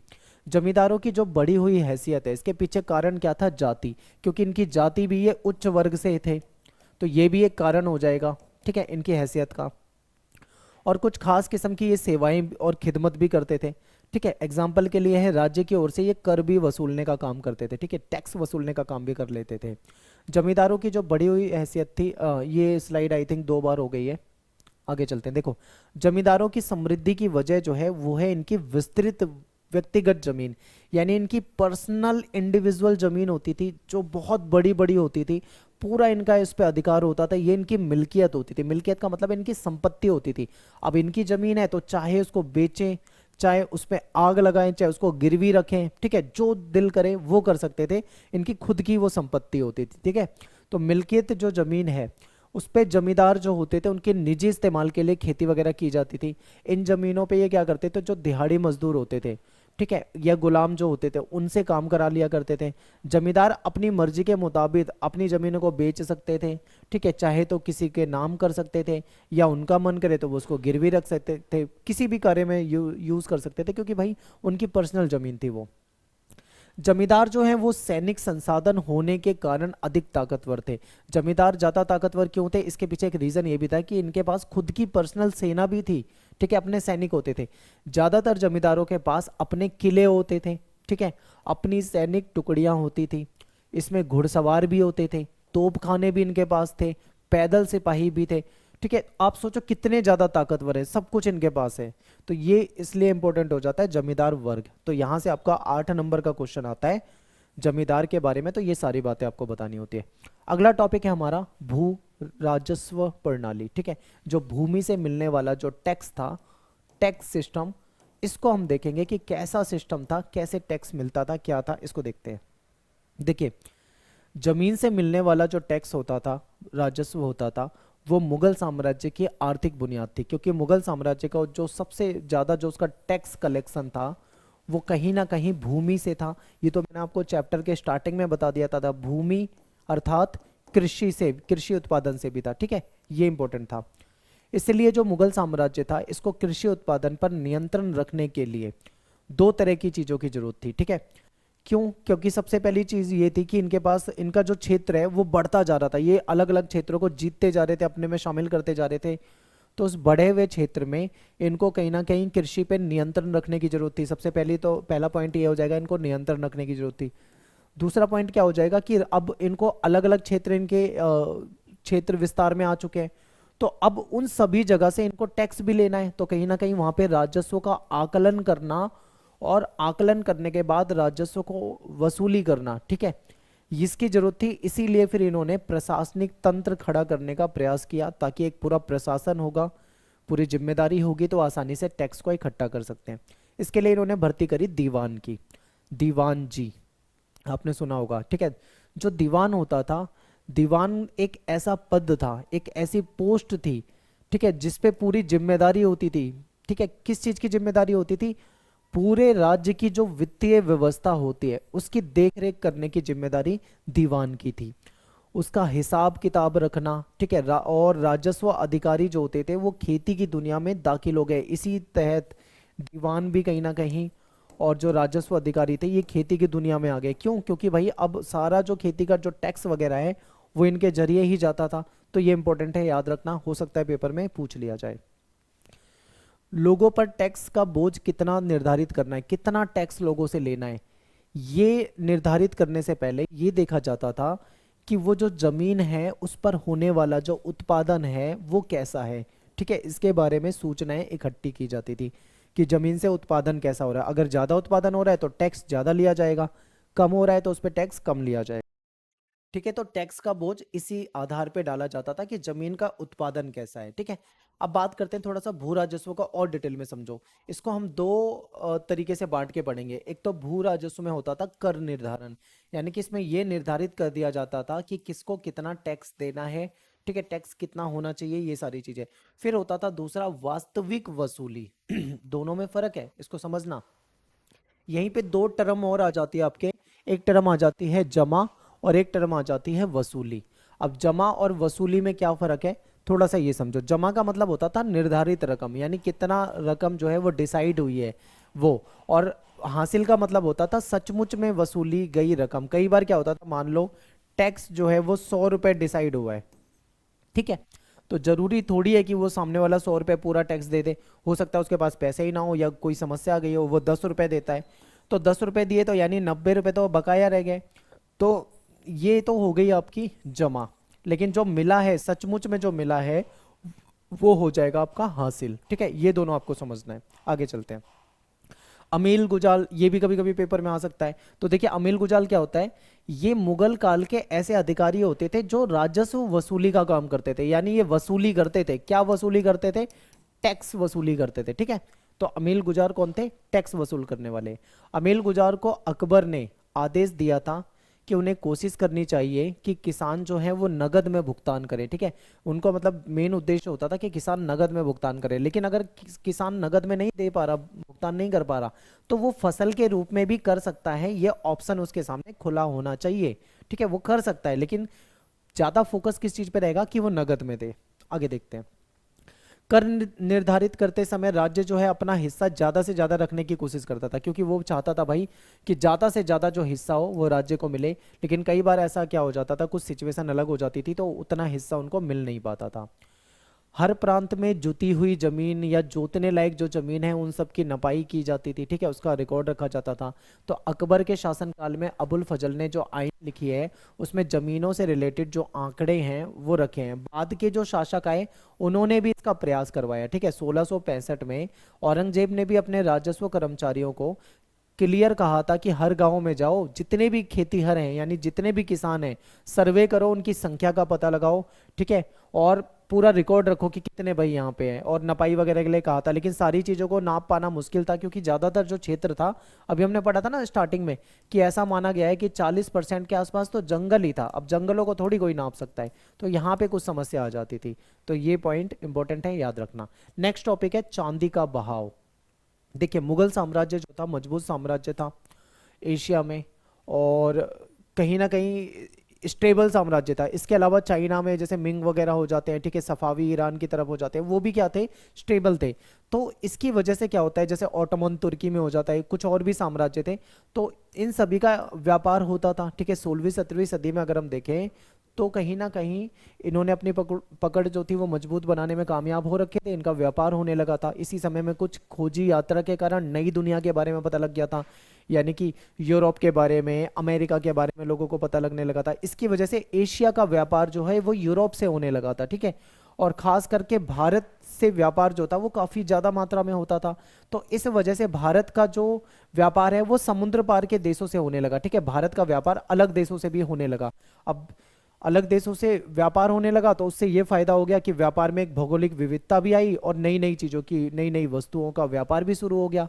और लगातार बढ़ते हुए व्यापार के कारण जो हम चीजों को निर्यात करते थे उसके बदले में जो हमें भुगतान होता था, यानी जो हमें पेमेंट मिलती थी, वो चांदी के रूप में होती थी, ठीक है। तो चांदी के रूप में पेमेंट मिलती थी, तो चांदी भारत में आने लगी। भारत में जब खूब सारी चांदी आने लगी तो भारत में चांदी का भंडार बढ़ने लगा था।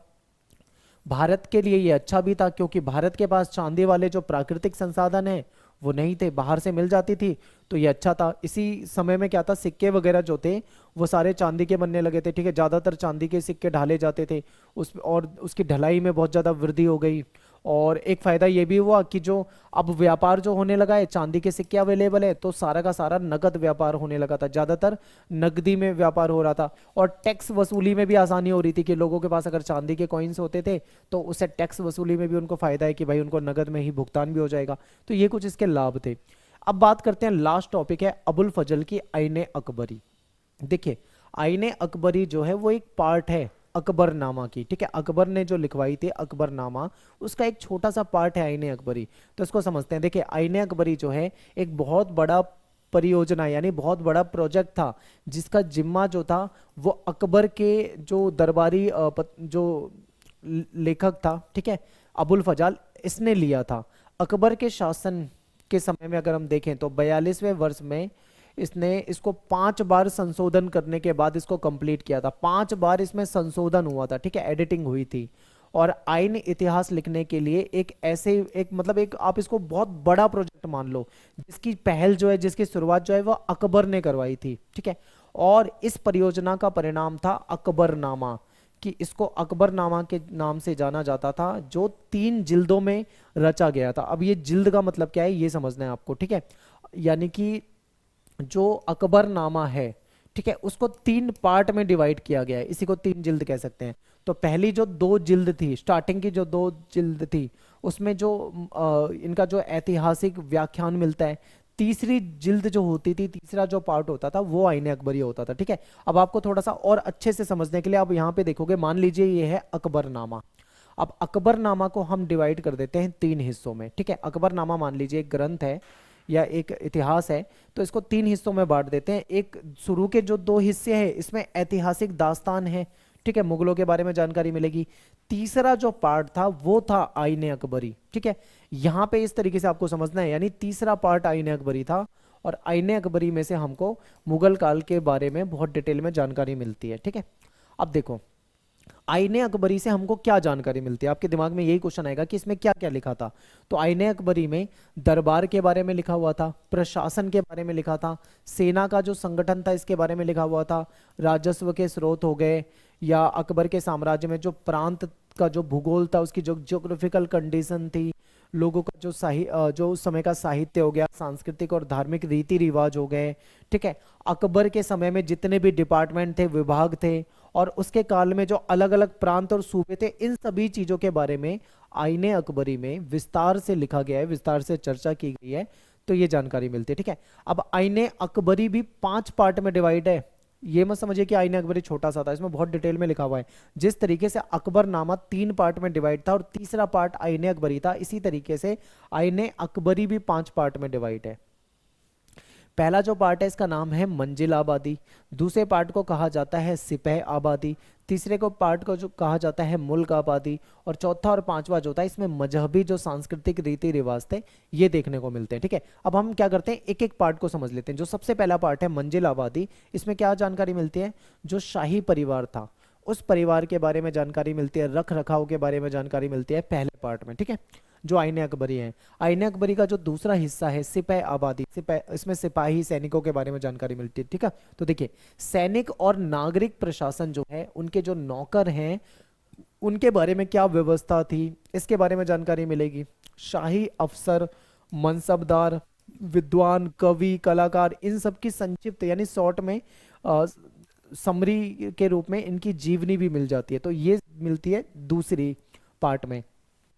तीसरा था मुल्क आबादी, इसमें जो पूरा साम्राज्य है वो कितने प्रांत में बटा हुआ है, उसकी वित्तीय व्यवस्था, राजस्व दर, इसके बारे में जानकारी मिल जाती है। उसके जो सांख्यिकीय सूचनाएं, जो डेटा है वो मिल जाता है। अलग अलग सूबों में जो अलग अलग प्रशासनिक और वित्तीय जो व्यवस्था थी, ठीक है, सरकार, परगना, महल वगैरह, वो सारी जानकारी मिल जाती है। स्थलाकृति, पूरा आर्थिक रेखा चित्र कैसा था, कैसे प्रांत अलग अलग इकाइयों में बटे हुए थे, यूनिट्स में बटे हुए थे, ये जानकारी मिलती है। और जो इसका चौथा और पांचवा पार्ट है, इसमें उस समय के जो लोग होते थे उनकी जो मजहबी जो चीज़ें हैं, साहित्यिक और सांस्कृतिक जो रीति रिवाज हैं, इसके बारे में जानकारी मिल जाती है। और लास्ट में अकबर के जो शुभ वचन है उसका एक संग्रह है, क्योंकि अकबर ने लिखवाई थी, तो लास्ट में उसके जो वचन है उसके बारे में लिखा गया है, ठीक है। तो यहाँ पे ये सारी डिटेल थी। अब बस एक छोटा सा टॉपिक बचा है, आईने अकबरी जो है, इतनी सारी चीजें इसमें मिलती है, तो क्या ये सब कुछ परफेक्ट है? नहीं, इसमें कुछ कमियां थी। कमियां क्या थी? 5 बार इसको एडिट किया गया है, यानी कि कहीं ना कहीं इसकी प्रामाणिकता की कुछ कमी रही होगी, तभी तो उसको 5-5 बार एडिट कर रहा है वो। फिर क्या है कि इस ग्रंथ में पूरी तरह से समस्याओं से इसको परे नहीं माना जाएगा, ठीक है। कहीं ना कुछ समस्या थी, कुछ जगह पे जोड़ करने में गलतियां पाई गई हैं, कई जगह पे जो संख्यात्मक आंकड़े हैं वो अलग अलग मिलते हैं, कहीं पे कुछ विषमता देखने को मिलती है।